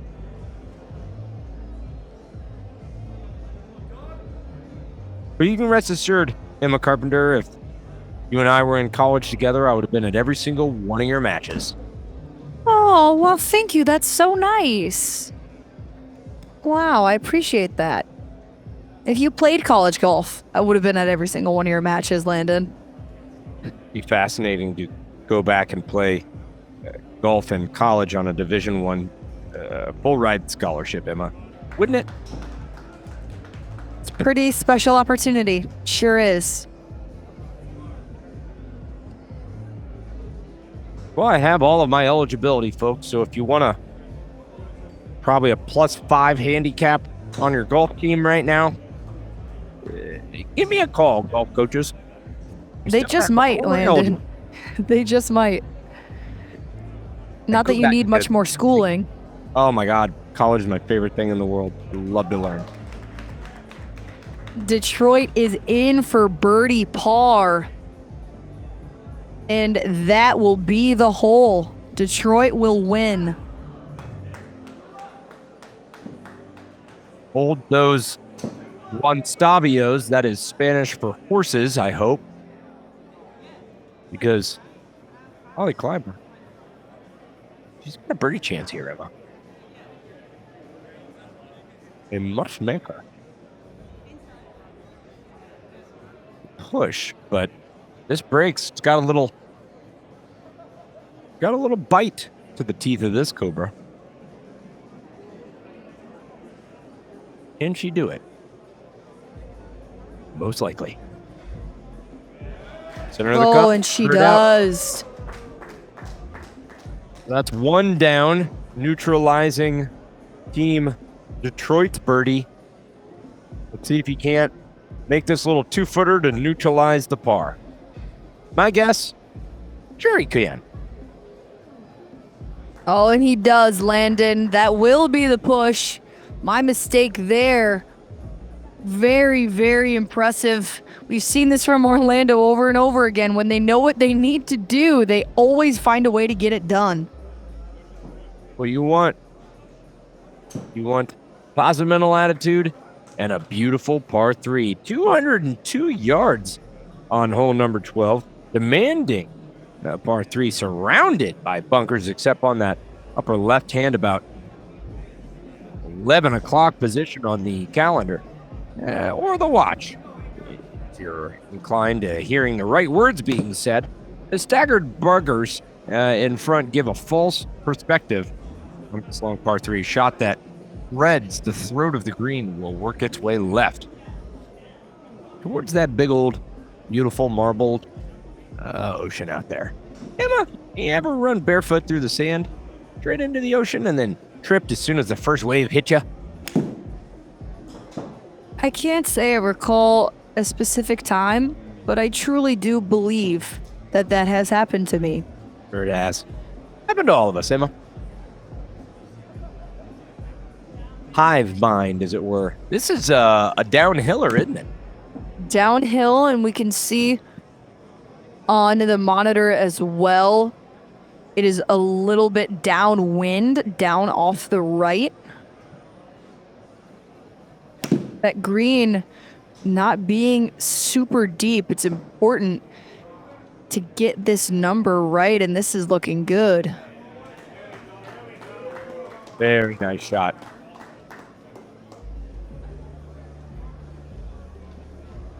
Feels like we're back at Kiowa, where it's just 200-yard par 3 after 200-yard par 3. Is that Kiowa? You am I going crazy? Oh, wow. The man who drives 400 yards can't hit it 100 downhill. It's The driver might be the straightest club in his bag. Yeah.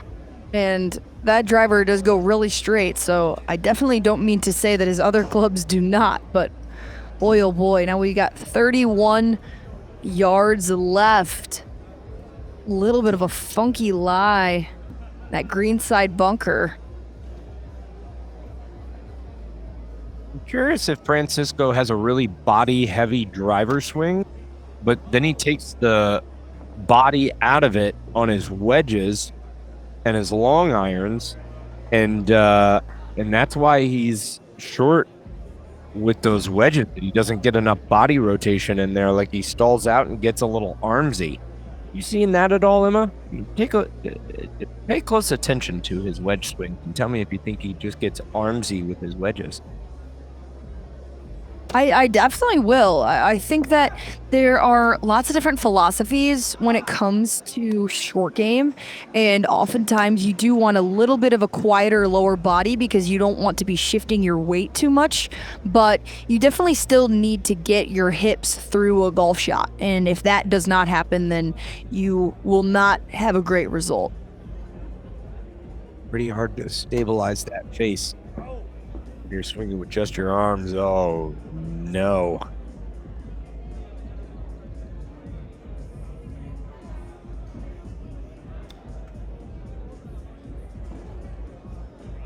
Come back off that slope. No, just stays there. Depending on how short they cut this grass and how many times they roll it. I might have rolled back in real life a little bit. You know, I think the stem dialed up a little bit higher than normal, and these balls aren't really rolling out. You think I'm crazy? Or does it seem like they're rolling a little slower today? I don't know. It's difficult to say. They're definitely, I would say, they seem rolled the way that balls finding the wrong part of a slope will just carry all the way off the green. So I wouldn't say that they're running slow by any means, but I think that the elevation of this golf course in both tee shots, in approach shots, and also in putting, I think is just playing a really big factor. Yeah, you might be right. Because we have seen lots of players when they're downhill running putts way past, and when they're uphill not getting them to the hole. So I think that it may more so just be the elevation. Oftentimes we can presume that putts are going to break towards the ocean, but that isn't necessarily always the case. Oh, another lip out. Not catching any breaks. Team Detroit in the putting short game area. We have seen one chip out, but I don't think we've seen a single long birdie putt or eagle putt fall. Like, we haven't seen one 25-footer, have we? Well, just on the previous hole with that very long attempt from Brandon Barrows, who was chipping from a long ways away. But that's just about the only scenario where we've seen a long chip or putt. This the only putt for par. Now, no player in Detroit has made par on hole number 12. Oh no.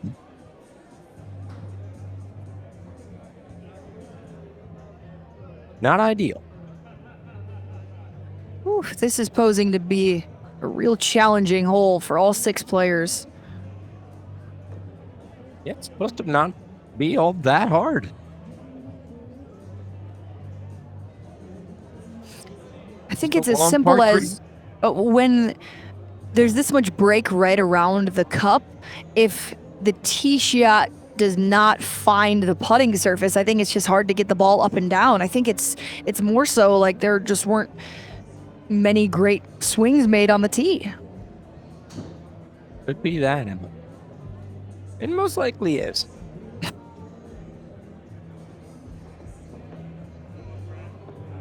Yep, center of the cup. Everybody's dropping these little kick-in ones. Detroit in for Bogue.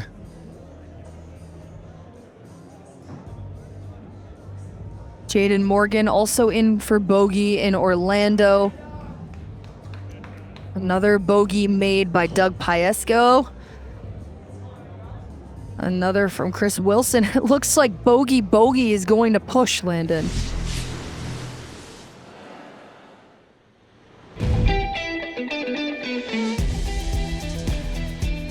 We have been fully involved in this new generation of indoor golf and simulator golf. Core of our business is training great coaches. Byproduct of really good coaches are better golf lessons and more golfers that play the game. We've now created specific training for teaching indoors. We're finding a lot of coaches and a lot of demand for teachers to take those lessons inside. We're seeing a huge number of golfers entering the game through simulators. So we're seeing people who want to play golf who would never come to a golf course. The fact that these kids that we have here day in, day out get to see that, yes, there is green grass golf. Yes, there are tournaments that you are trying to win on green grass, but there's also this whole other avenue that you might not have explored yet. A golf simulator has no barriers, and there's no barriers to entry, which is what's so appealing. We know that we can get more golfers playing the game, especially beginners. We're seeing a huge uptick in new golfers learning to play golf, starting in a GOLFZON simulator. We're able to use indoor golf as a vehicle to get more people to participate, to have fun, to play, and I think the potential for growth that we see is enormous through the technology side of the game. I think there's a future for golf that is way broader than the traditional golf game has catered to.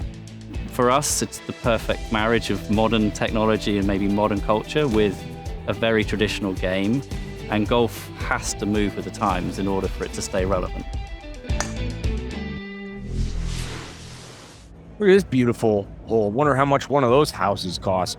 Hole number 13, Emma, tell me about it. Hole number 13, Landon. I think those houses cost a lot, is a safe answer, but 401 yards. This uphill hole definitely plays a lot longer than the yardage. I've been talking a lot about the elevation. Drives that flirt with the fairway bunker on the left side, sets up the best angle into this green. But the fairway is definitely pitched right to left. So I think that a lot of these players playing fades up the left will find the golf balls just ending up right in the center of the fairway. That one far buries the bunkers, but it is in the rough.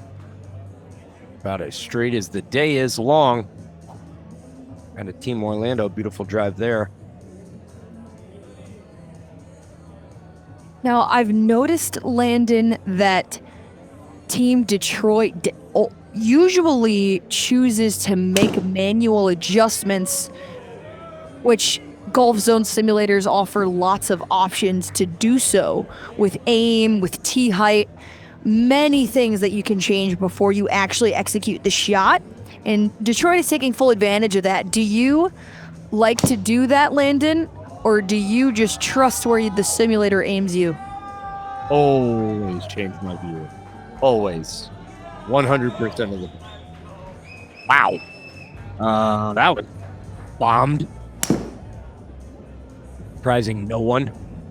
Oh, you do like to change your aim, Landon? You like to change your view? Always. Always, always, always. Yeah. Always and forever. Big fan. What about you, Emma? I think that it's going to take you to the promised land? Well, oftentimes it does. Sets you up for the best layup or the best tee shot. Beautiful tee shot there from Brandon Barrows. But I think that where I differ is on the greens. I noticed that some players, most are not electing to do this. I like to aim the putt myself and then hit what looks like a straight putt on the simulator. Now, interestingly, this is a similar concept or philosophy to putting on the golf course. If you treat everything as a straight putt, you roll it end over end, but you can either adjust your aim with the putting on the sim, or you can actually just putt left or right, depending on how far you want to play the break out. That's where my brain differs from your brain, Emma Carpenter. I see. I treat putts like art. I'd never see a straight putt that I quote unquote start on line. I sometimes bend the putter in the ball in my mind. I can only see the arcs and undulations. A lot of people say that as long as you get it started on line, it'll stay on line. Never been able to get my brain to think that way. I'd like to, though, but I can't. Anytime I do, I miss putts. That's interesting. A weird, goofy way. I draw pictures on the green in my brain, and then I try to make my putter head trace that line. Oh my goodness, we nearly just saw a hole out. I don't know, Orlando, but that's a guaranteed birdie. What a shot. That was the biggest roar we've heard from Orlando all day. All right, now tell me if you don't see him stalling his body out, swinging with his arms.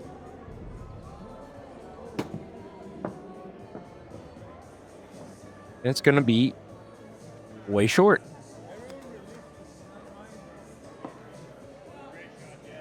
What do you see, Emma? I definitely see what you're saying. I think that it can be easy with wedges to just get a little bit armsy.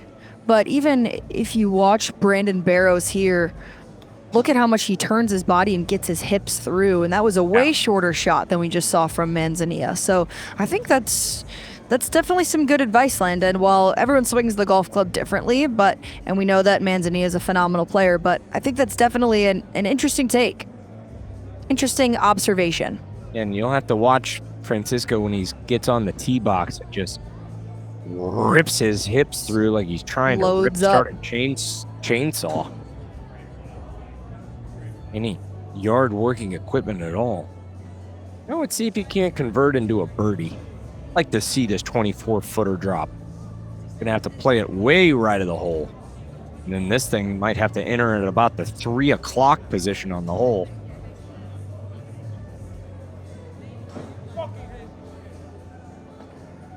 And Francisco, angrier than a plumber who can't stop a leak. Am I right, Emma? I think you're definitely right about that. And oh boy, oh boy, oh boy. Downtown par. It'd be fun to make a really long par putt and then just go get a fist bump from David Leadbetter. That would be really cool. I'm personally jealous. Pretty bonkers. That's what you can get when you go train at the David Leadbetter GOLFZON Academy. Drop. No. My gosh, our greens like this hard. Birdie par in Orlando. Saw that long birdie putt first and foremost, and then followed it up with beautiful. That was a really, really solid tap-in birdie that we saw from Chris Wilson. Almost surprised that ball did not drop for a hole-out eagle. This is a must-make birdie. Not happening. In order to have the hole. Oh, don't think it's happening. I mean, look at how much this is breaking. Not happening. There's no way he's going to make this putt. Just absolutely no way. Get out of town. Folks, did you see that? Emma thought he was going to miss, but I called it that he was going to make it, drop it in the 9 o'clock slot. And boy, oh boy, truth is stranger than fiction, but Landon called it right, and Emma Carpenter, one of the worst calls that we've seen in this GOLFZON Tour, and that's saying something because you've made some pretty bad calls. How does it feel to be wrong, Emma? I think you've left me speechless, Landon. That would be a first that I've ever left anyone speechless. Normally they have lots to say. Now this for bogey will not count regardless, but see, now that was a must make, and it's still, there's still another must make, Landon. That's right. 7-footer breaking left to right, not an easy putt. The best they can do at this point is a halve. It's getting to be that time of the match, Landon. We're on hole number 13, going in with 5 holes left to play, 1 up, and all square are very, very different. I think that's not gonna fall. No, it won't. That is a W from Team Orlando. I'm sure they're feeling real good about their accomplishment. Smiles from the winning team. Emma, we got a very, very long par 5. 560 yards, hole number 14. Undulating left to right, a little right dial leg at the landing area of the drives. You got a bunch of bunkers, so you're going to have to pass those up. Then you got bunkers guarding both the left and right side of the green, but it's absolutely beautiful hole of golf. Emma Carpenter, how much would you pay to play that hole right now and get off this broadcast? How much would I pay to play the hole? Like, get off this broadcast and go play the hole right now. How much of your salary are you giving up? Well, can I finish the broadcast first? Well, you may not.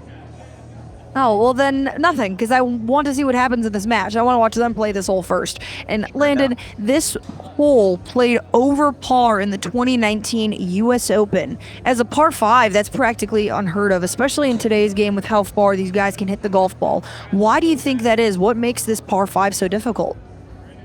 Breaks left to right. A lot of people on tour like to hit a high draw. The length can obviously guard it. The wind can guard it.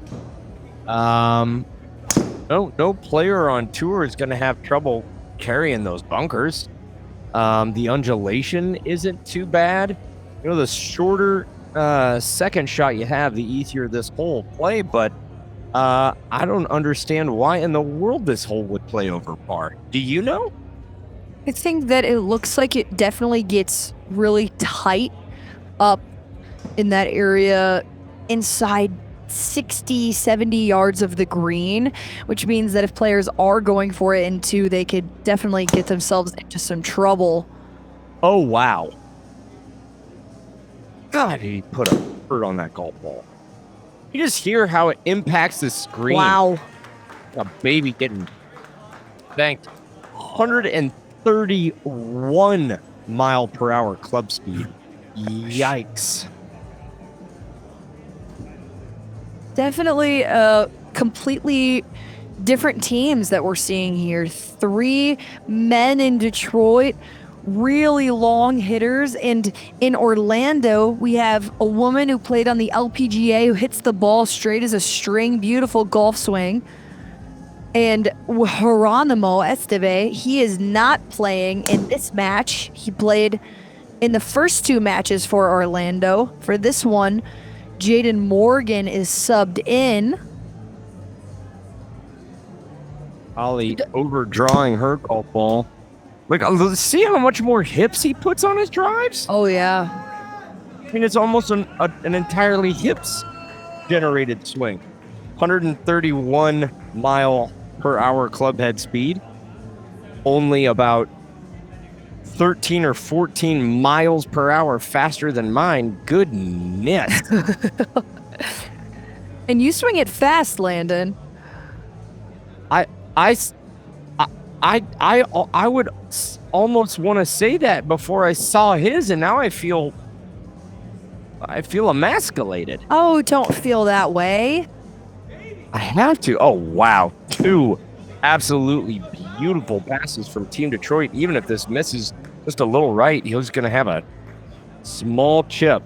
Should be a straightforward chip, wouldn't you say, Landon, with green to work with? Yeah, super easy. I think par at the worst, which is why I don't understand why this hole would score so bad, unless at the U.S. Open or something like that they play it at 620 yards or something like that. Super ball above the feet. Super above the feet. It's one of the 64 different swing positions that you'll get out of those crazy cool mats. They are electronically actuated. You thought the other one was bad. This one's even worse. I don't know. They look equally pretty tough to me. Oh, no. He's got that lip to contend with. Ooh, what if it hits that lip? Oh. I think it did hit the lip. Smashed into it, only able to put it 140 yards out there. Whoa. Over in Detroit, Doug Piesco's layup ends up in the fairway just short of that massive bunker on the left. He'll have just 33 yards left in. And we know that Manzanilla is going home. Crazy that Francisco 370-yard drives, but he's using a hybrid from 230. I figured he'd be using like a 4-iron. How uphill is that? Oh no. Bad getting worse. Big Oh my goodness. Be in the backyard of that family's house. We hope they are not. Oh my goodness, Landon. I think that he somehow found a spot that was still in play. Yeah, not a place where you want to play this hole from. Yeah, that green must be really high up. Another uneven lie. Can he get that face open, get it to turn over? He cannot. Oof. Punishing. You don't hit the green here, it just cartoonishly ricochets off those hills and into the bunker or down that hill. So this green is well fortified. Emma C.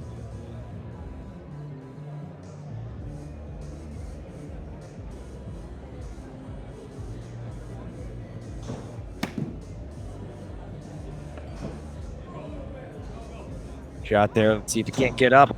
Not enough. Smoking the cannon. Punches it out from that person's backyard. He sticks it close. Francisco. My goodness, if I were you growing up, maybe my dad wouldn't have left. What a shot. I once made a birdie from someone's backyard in a college tournament, Landon. No. Oh, yeah. I remember because my parents kept on saying. No, they didn't. Luckily, I don't know if it's lucky or not, but I was going to say luckily maybe they didn't see because I did really feel guilty. I would have liked to have apologized for hitting such a poor second shot on a par 5. Very similar. But the lines of where the OB was and where their backyard was, to my good fortune, kept me in bounds, but I was definitely still in their yard. Oh, no.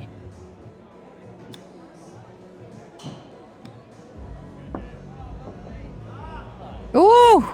That branch might have slowed him down just enough there, Landon. Playing pretty darn good golf off the tee box. We haven't seen a whole lot of OBs, but man, they have just been struggling ever since. A 12 over, a 9 over.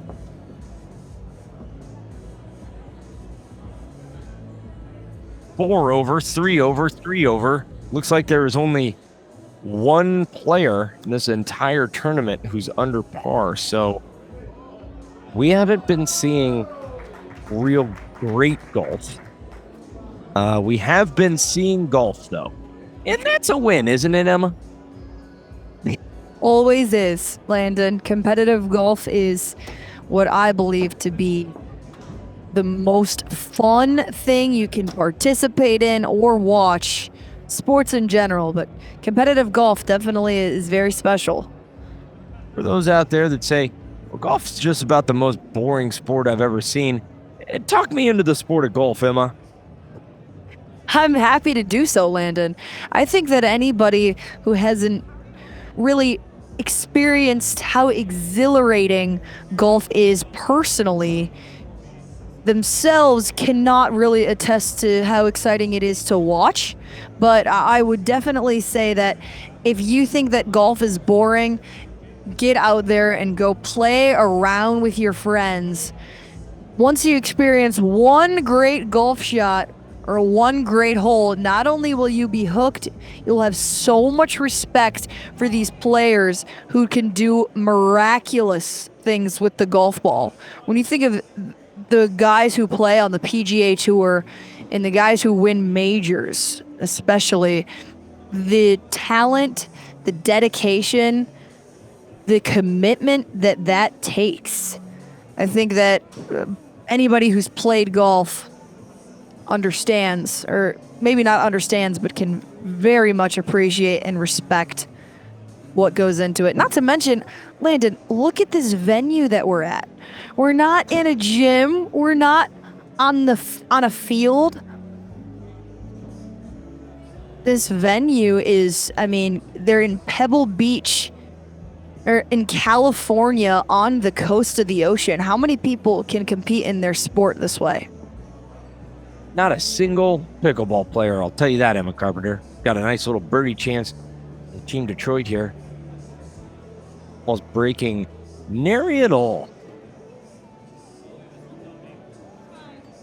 Holly shaking your head. Disappointment from that last one. Not her best work. It's up, and it is in the back of the cup. A birdie from Team Detroit. Carpenter, where's the match sit at right now? Currently, the match is all square, Landon, but Francisco Manzanilla just made birdie from that guy's backyard. And there is so much on the line here. The winner of this match today will advance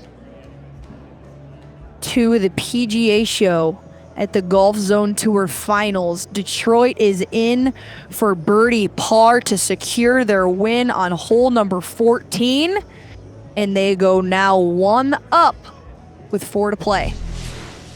I think for a commercial setting, the GOLFZON simulator really is the best between the auto tee and the moving plate, the graphics and the functionality of the system. People just love to come out and see it. It's just nothing like they've ever experienced before. I truly believe the technology of indoor golf, the simulators that we have, give players a significant advantage. There are some incredible things you can do indoors that you can't do outdoors. So literally drop a ball on a GOLFZON simulator anywhere on a golf course and practice shots in from that location. You practice different lies on the swing plate, and then you layer onto the top of that, every shot is tracked with 2 camera angles, with ball data. I think it just enhances the whole learning experience for a golfer. If you can keep playing all year long, you don't have that lull where you stop playing after the summer, and you can keep swinging and you can keep working at it, you are going to be a better player. Period, end of story. I know it's happened for me. I've seen it happen for many others. The work that GOLFZON is doing and tournaments that they're putting on, I think is what will increase participation in golf far, far greater than anything else that is available in the sport. Is that we're able to use indoor golf as a vehicle to get more people to participate, to have fun, to play, and I think the potential for growth that we see is enormous through the technology side of the game. The play out of Team Orlando being a 5 seed and still even being in this conversation, it's a little bit bone rattling to me. Same go double for you? Definitely, Landon. I think that we knew that in match play, in this 3-count-2 format, anything is possible. Orlando, they have made it to at least the 18th hole in every single match that they've played thus far. Now here they are with one down with 4 to play. Again, anything can happen. They are certainly a gritty team. This has been not the best golf that we've seen out of them or Detroit today, so it'll be interesting to see who really busts through in these finishing holes. Hole number 15, the par 4, 393 yards. There's a pot bunker in the middle of the fairway they're going to want to stay short of or fly all the way over if you're some people. Yeah. Wonder who you're talking about. Uh-oh. Team Orlando might be OB. Yeah, they sure are. Got the big dog out of Detroit. Leaves it short of that bunker. If you leave it just short of that pot bunker in the middle of the hole, or in the middle of the fairway there, you're just left with 125 yards. So there's no reason to get real greedy. Nobody can pull it out in one. 250-yard drive will leave you with a 9-iron, or this 340-yard something, 340. Oh my goodness. 6-yard drive will leave you 52 yards if that sort of second shot into a large green is of any interest to you, and I don't know why it wouldn't be. Right, Emma? That's right. It would certainly be of interest to me. Well, you're an interesting girl, Emma. Oh, well, thank you. You're welcome, Emma. Back at you, Landon. I've always wanted to be an interesting girl. These cool course renderings. You see those little walking bridges, the homes. It's just really cool, the attention to detail they put into these course renderings. Could not agree more. It's part of what makes the experience so great and what makes you want to have the chance to play one of these golf courses on GOLFZON. It is by far the next closest thing that you can get to actually being on the course in person, but with all of the great advantages of being indoor close to your own home, not having to pay the $9,000 that you say it is, Landon. But look at this beautiful view. Look at everything that goes into it. The clouds, not to mention how accurate the simulation is in terms of course to simulator. Holly just smoked one out there. A nice shot from her.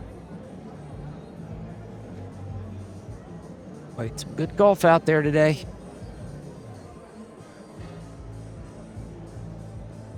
See what Holly can't do, how close she can put it, try to scrape some of those bogeys back away from the golf course with some birds. She has the tools and the ability. She just has to put those two mammer jammers together. Almost just jars one. Good shot, Holly. That is fist bump worthy. Professional golfer right there. Another one tragically short. There's a reason why she played professional golf, Landon. That's for sure. She shot a 63 on the Ladies European Tour. For those of our fans out there that know nothing about golf, is that a pretty low score? 63, I would say, is a pretty low score, Landon. I have personally never shot that low. Ever? 63 is not a 63. No, my lowest tournament round of golf is a 66. Pretty darn good, Emma. How Well, far thank you. goes Not tee as good back? as Holly. What distance do they usually play collegiate women's golf courses at? 6,300. I think I could go out there and tear up a 6,300-yard golf course, Emma Carpenter. Well, I think you could, Landon, because you're a man and you can swing the golf club 120 miles per hour. Well, Francisco would say, "Oh man, did I pull my back that day?" I don't think you're wrong about that. Guy's just But- a specimen. Can't- Button for birdie. Can't think he didn't put in a ton of work to get there, though. Sure. I'm sure he did.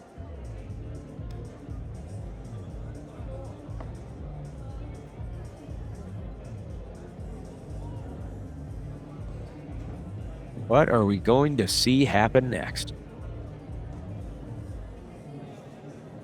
Here is Francisco's birdie putt, 25 feet, downhill, sloping hard left to right. He plays it out really high. Is that going to turn in? Oh, wow. He did Great another effort. inch of speed, and that would have dropped very, very close. Dropping that for bird.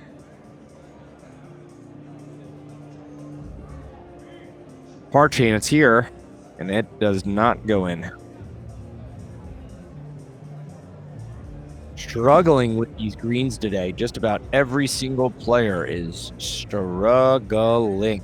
You got to give it to him for at least giving the birdie putt a chance to go in, though. You do. Birdie chance here from Team Detroit. This is his third shot. 15-footer. Sloping left to right. It is a little slinger, asking for some backup from his teammates of where in the world do I aim this one.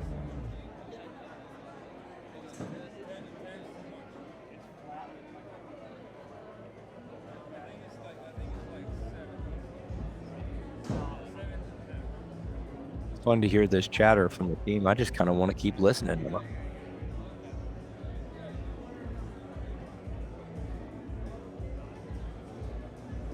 Well, that natural sound is the best, Landon.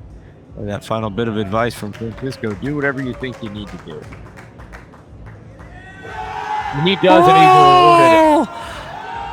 Saw a birdie from Holly. Just saw a birdie from Bush Magoo.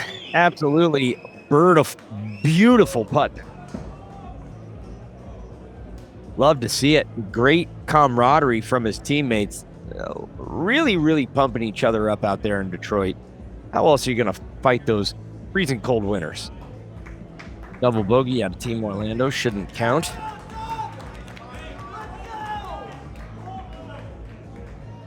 Great par putt there from Doug Piesco to go birdie par in Detroit. Looks like that's going to be a bush. No, maybe not. Yeah. That's a W from Team Detroit. 2 holes Two up. up now. 2 up with 3 to play. They win this next hole, folks. Detroit goes home. We all go to bed for the next video on YouTube. My goodness, this is a cool hole, Emma. Tell me about it. This is a very cool hole number 16, par 4, 400 yards. A tee shot played right over that island bunker in the middle of the fairway gives you a real flat lie from about 150. This green is pitched pretty strong from right to left. We've seen just crazy slopes, undulations on these greens today. So many over par scores. It has made this match an interesting one, to say the least. This hole. The match is over, and they are going to Orlando, not to try to get in some type of fist fight with the team from GOLFZON Leadbetter, but rather to go play whoever wins our next match for $150,000 live in Orlando, Florida at the PGA Show. Exciting stuff, Emma. You think they already know what golf course they'll play the final match in on the new NX Golf Zone Simulator? Well, it's been announced. I think that as soon as they do know what course they will be playing, they're certainly going to want to make sure they get as many reps on it as possible. It would be bonkers to be facing that golf course for the very first time when you're paying for $150,000. Am I right, Emma? You sure are right. You've been right about a lot today, Landon. I'll give it to you. Yeah, what do you think? David Leadbetter will get me that new driver someday? I don't know if he will, Landon. I suppose you could keep pestering him about it, but then he might just block your number. Yeah, well, the good news is he never gave me his phone number. Now, Emma Carpenter, your team, Detroit, are you just putting the pedal directly upon the metal and just going pin hunting, trying to get a couple of birdies on the board and out with the W? Or are you playing this a little bit more conservative and let Team Orlando screw the pooch? I think that everything that we've seen from Detroit definitely points to the notion that they play their best when they are aggressive. Sometimes when we've seen them actually choose to lay up or hit a shorter club off the tee, it has not panned out in their favor. So I think that they should be aggressive not only for that reason, but the flag is right there in close to the center of the green. I say these players need to be aggressive tee to green and then a little bit more defensive on the putting. No one is under par anymore. Best score right now is even par. That's pretty darn surprising. I wonder what the rating of this golf course is. You think it's 76, 77? I mean, is it a traditionally really hard course? The course rating of Pebble Beach is 75. Oh, okay. 75.1 to be precise. Okay, so yeah, it is a hard course. Definitely lots of target golf, I would say. We've seen, I believe, every single player here find either OB or hazard. We know the greens are not easy.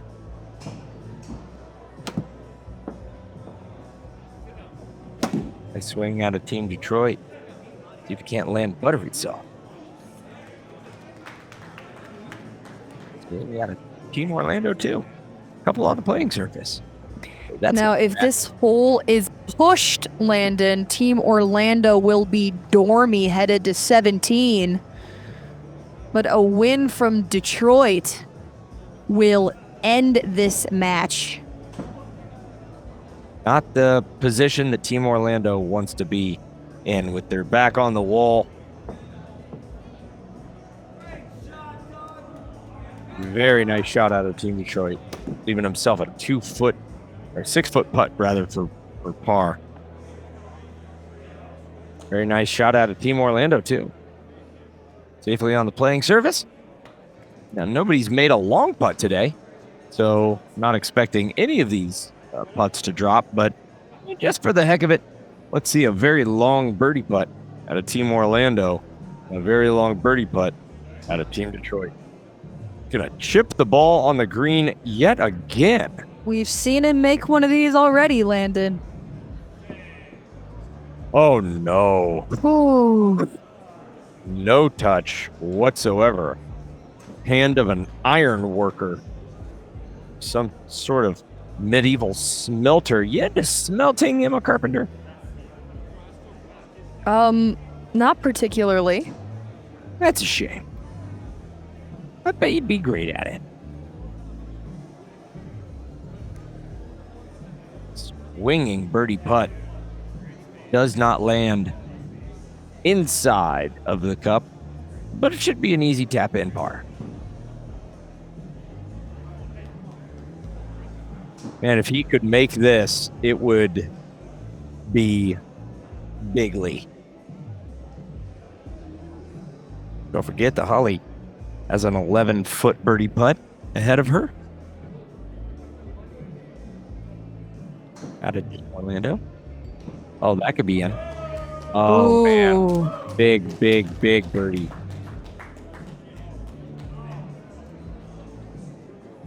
Goodbye. Thanks for all the fish. Oh, terrible putt from Francisco. If I was him, I'd be afraid to show my face in public ever again. All right, Emma. I don't think that's true, Landon. Fair enough. And suddenly, what a quick switch. And Orlando's seen now. Birdie will do it.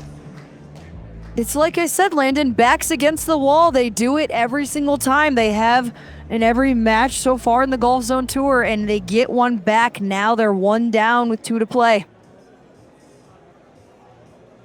Well, they are still in the tragic situation that if Team Detroit wins this next hole, the match will be over. Am I right, Emma? That's how it works. That's right. That is absolutely right. Landon, what do you predict is going to happen as we head to hole number 17? Well, hole 17 is a 182-yard par 3. And I would say that as far as longer par 3s go, those have been pretty much pushed. So I think we might push this next hole. And, oh man, dare I say it? Orlando wins 18 and we're in a playoff? It wouldn't be the first time. Crazier things have happened. That would be bonkers. That would be bonkers, Emma Carpenter. But it also wouldn't surprise me. Let's see a flyover of this par 3 that I talked about. It's 182 yards that is almost 100% carry. Got bunkers everywhere around it.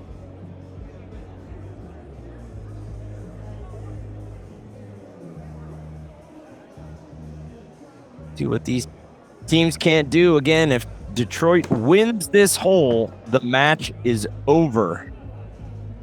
Landon, at this point, nothing would surprise me. It is not a bad place to leave it, although to not find the green from Paesco.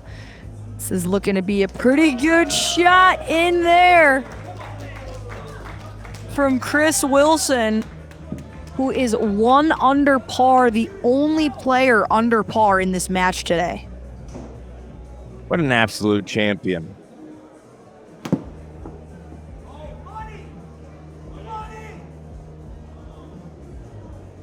Come on, get up and get wings, you beast. Beautiful shot from Team Detroit. There's going to be a very long birdie putt, but it is a birdie putt. That is going to miss left and in that bunker. It's going to be a tricky save. But I think Francisco looking to get a little bit of revenge on this par 3, has not played the par 3s to the best of his ability today, nor have mainly all these players, Landon, definitely have struggled on these longer par 3s. Yeah, they sure have. Just surprising because two teams with some ability. Oh, very nice shot from Fisco. They really, really needed that, but he has not been making putts. So as good as it was, he's really going to need to follow it up. Holly putting one within almost 7 feet for birdie. Ooh. 2 good birdie attempts. Hope we're not boring you out there, Emma Carpenter. We're going to see 4 good birdie attempts, 4 good birdie putts. And now we have these 2 chips. The ball's almost kissed. How funny would that have been? It'd be fun to see them cartoonishly bonk off each other.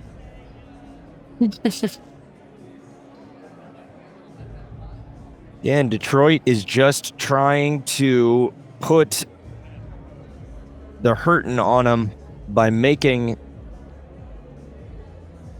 couple birdies and winning this hole, thereby winning the match outright and sending them to Orlando. Oh, he wanted that bad, but that's a hard putt. That was a really good effort. It is battle of the putters here now to decide who punches their ticket to Orlando, or I suppose if you're Leadbetter Academy staying put, to head to the finals at the PGA Show.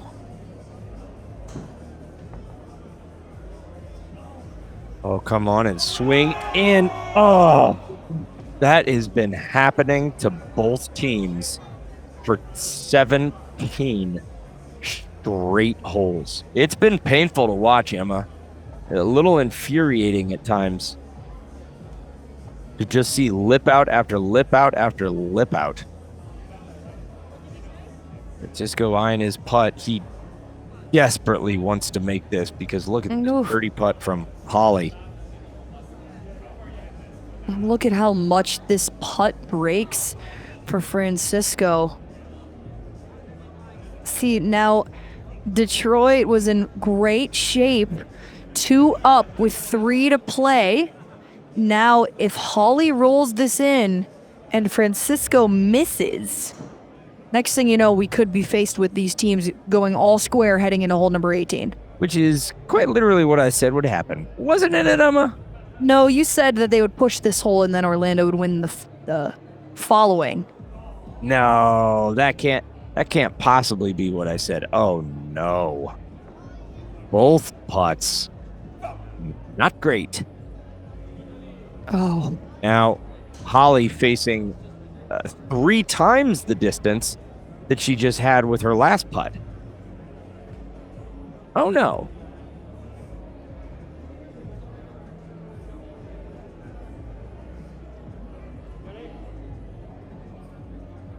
She can't make this tricky comebacker. Man, wouldn't it be crazy that there's 4 birdie putts and bogey ends up pushing? It would be mind-blowing for sure. Oh my gosh, this is just all night long. It's been lip out after lip out. This might lip out, for goodness sakes. Still 5.5 feet left. Certainly no gimme. Now what she had on her birdie putt? Okay. Oh, big par putt from Brandon Barrows. Huge. But is it going to be enough? Would par be enough to win? I don't know, Emma. We have 2 par attempts incoming from inside of 3 feet in Orlando.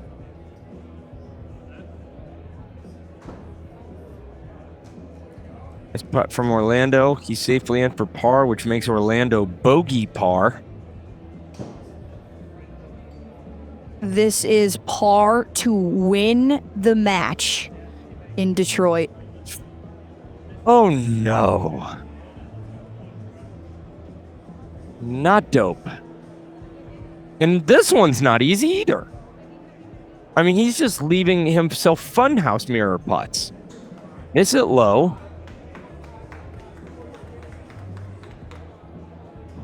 Push. Just like I said, Emma. Wow, what a bummer. I'm sure what's so difficult about match play is if you had told Francisco Manzanilla he could two-putt his way to victory, it would have been a lot different first putt. You wonder. What a sad, sad state of events. Okay, well, one of the most famous golf holes in the world. We're all the way on hole number 18. On hole 15, I didn't think we'd get to see this hole, but here we are. We're going to end it off, par 5, 541 yards. Emma, tell me about this iconic hole. The most famous finishing hole in golf. You can send a tee shot up the left side of the fairway. It's aggressive, but will give you the shortest shot in. You can play to the right of the tree and lay up, then wedge onto the green, but I don't think any of these players are going to be doing that. We are now that famous D word, and that's Dormy. So if Orlando does not win this hole, they lose $150,000, and hitting their first ball OB is not the best way to start. A bold move. Let's see if it plays out for him. Can't imagine that was a strategic drive out of bounds. If we get one more hole out of bounds from Orlando, if your team Detroit, do you just put the drivers in the bag and say, just put it in play, man? All we got to do is not be OB. Woo! How about that drive from Doug Piesco? Beautiful drive as well from Chris Wilson. Shot. Wow. Oh, I can't wait to see what Francisco does. Is he going to just rip the cover off? Yeah. Yeah, he is. Oh, it needs to go left, though. Wow. Oh, why not? 128 mile per hour ball speed, 340 yards. So we're just trying to ignore the fact that one of the Orlando players who hit the ball OB, all of the rest of the balls did find the safety of the fairway or just rough. And now it is basically 3 players against 2. Am I right, Emma? I believe are right. Luckily, this drop from Chris Wilson, he does have distance. After hitting his ball into the penalty area, he's only 208 yards. Or excuse me. No, he's all the way back. Excuse me. I believe that you are right, Landon. Definitely. What makes this 3-count-2 format great and difficult at the same time is once you have a player who is struggling, then it is going to be up to those remaining 2 players no matter what happens. It's okay if a player has a bad hole, you just can never have 2 players have one. Yep, that's right. And it doesn't seem that Team Detroit has anybody playing from a big disadvantage. Old Francisco has a 200-yard shot into this par 5. Might be putting for birdie, or eagle rather. Can't get this one to turn over left. That's going to be short. On for it to get legs, but it does not. And Francisco hits 360-yard drives and then pulls up 30 yards short of the green each time. You may want to have a long, hard talk about his long irons after this match is over if they end up going to Orlando.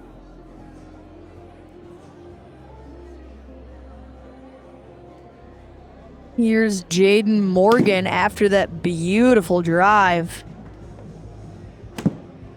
Not a single golf ball finding the putting surface on this par 5. I haven't seen an eagle putt yet. That is going to miss it as well. Or remains unscathed. Yep, nobody scared that green on the second shot. Everyone in the remaining left and right bunkers. What do you think's going to happen on this hole, Emma Carpenter? Call it out right now. It's definitely difficult to say. I think that I personally have felt as though these players need to be aggressive tee to green and defensive putting, and it seems like very consistently these players are getting really aggressive with birdie putts, which is completely understandable in this match play format, but it has led to some 3-putting, which has cost a win or cost a push at times. Holly skying that hole. She's disappointed. Couldn't nestle it up there close. Beautiful chip there by Detroit. Both their chips landed within a foot or two of the pin and then rolled out 20 feet past, 10, 15 feet past rather. But to answer your question, Landon, I think it's all going to come down to who can putt safely, which I never thought that I would say, but I think that it's going to boil down to not just who can putt well and who's going to drain some bombs, but who can leave themselves a nice, easy tap-in par, or even maybe a tap-in birdie if we see a nice chip here from Doug Piesco. Bite hard. Oh, they are happy. Yeah, I mean, but that's, on any other course that we played at, Emma, you'd be like, well, that's a guaranteed make. They've been missing those left and right today. They really have. Nothing is good. And this is right here, this putt from Holly. I mean, from behind the cup, just not defensive enough, and there's going to be so much work left. These greens are just eating their lunch.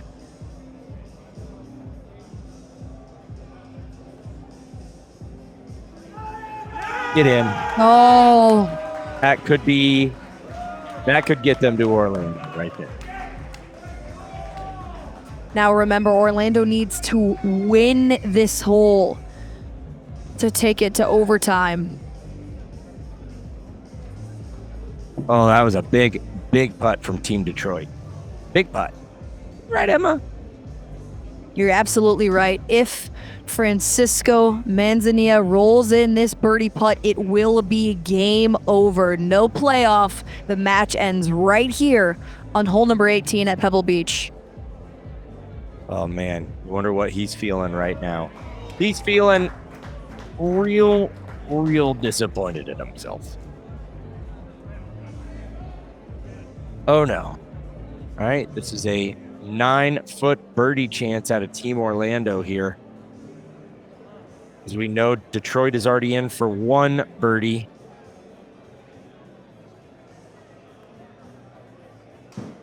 Orlando would just need to go birdie par, but again, they have to win this hole to go into extra innings. Needed it badly and got it. Live to die another day. Wow, how clutch.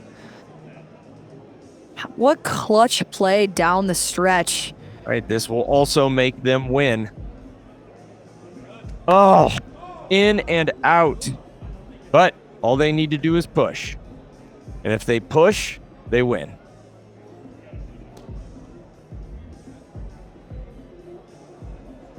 Holly in for bogey. Will not matter. A push on this hole will guarantee a Detroit victory. So this putt right here to win the match and take their team to Orlando. There it is, folks. Detroit's heading to Orlando. They are going to Orlando with their chance for $150,000 cash. Emma Carpenter and I will meet these folks, but we won't see the team that follows Emma Carpenter on Instagram. Am I right, Emma? Landon's super happy for Team Detroit. I would say they definitely earned this W here today. Love to watch the celebration. Love it. Absolutely electric at tee times in Detroit. Boy, oh boy. What a match. What a day. Great job, Team Detroit. Very, very nicely done. The scores were not super low, but the action was hopping like a frog in a skillet. Let's see some replays, folks. Team Detroit butters one up there, up and in. Why not just chip on the green if you got short game like that? You had this wildly swinging, breaking left to right putt and into the cup at the 9 o'clock position. Emma, take it from here. Oh, that was just beautiful. That was a really big moment here on hole number 15. This birdie putt right here. Just one step closer to securing this win. Unbelievable. From all three players out of Detroit. An absolutely phenomenal showing. Oh, man. Cool to see. We're seeing Detroit in their excited, skittish, girl-like behavior. But Orlando couldn't pump it out, even though they had the magical warlock energy of David Leadbetter in the booth with them. They couldn't make him pull out the W, and Detroit is heading to Orlando. And Orlando is staying in Orlando. That's right, Landon. Well, you got to give it to the team at Leadbetter Golf Academy and all of their phenomenal play, being the 5th seed, getting all the way to the semifinals, showing some insane grit down at the stretch in match number 1 and match number 2. And now here it is, match number 3. They lost just 1 down. They fought hard until the very end. But congratulations to Team Detroit, who will be teeing it up on the 2 Vision NX at the PGA Show in Orlando in just a few short weeks for their chance to win $150,000 and be the GOLFZON Tour champions. My name is Emma Carpenter. Landon Ashworth, my co-host. Thank you, as always. You're the best. Thank you for tuning in tonight on the GOLFZON Tour.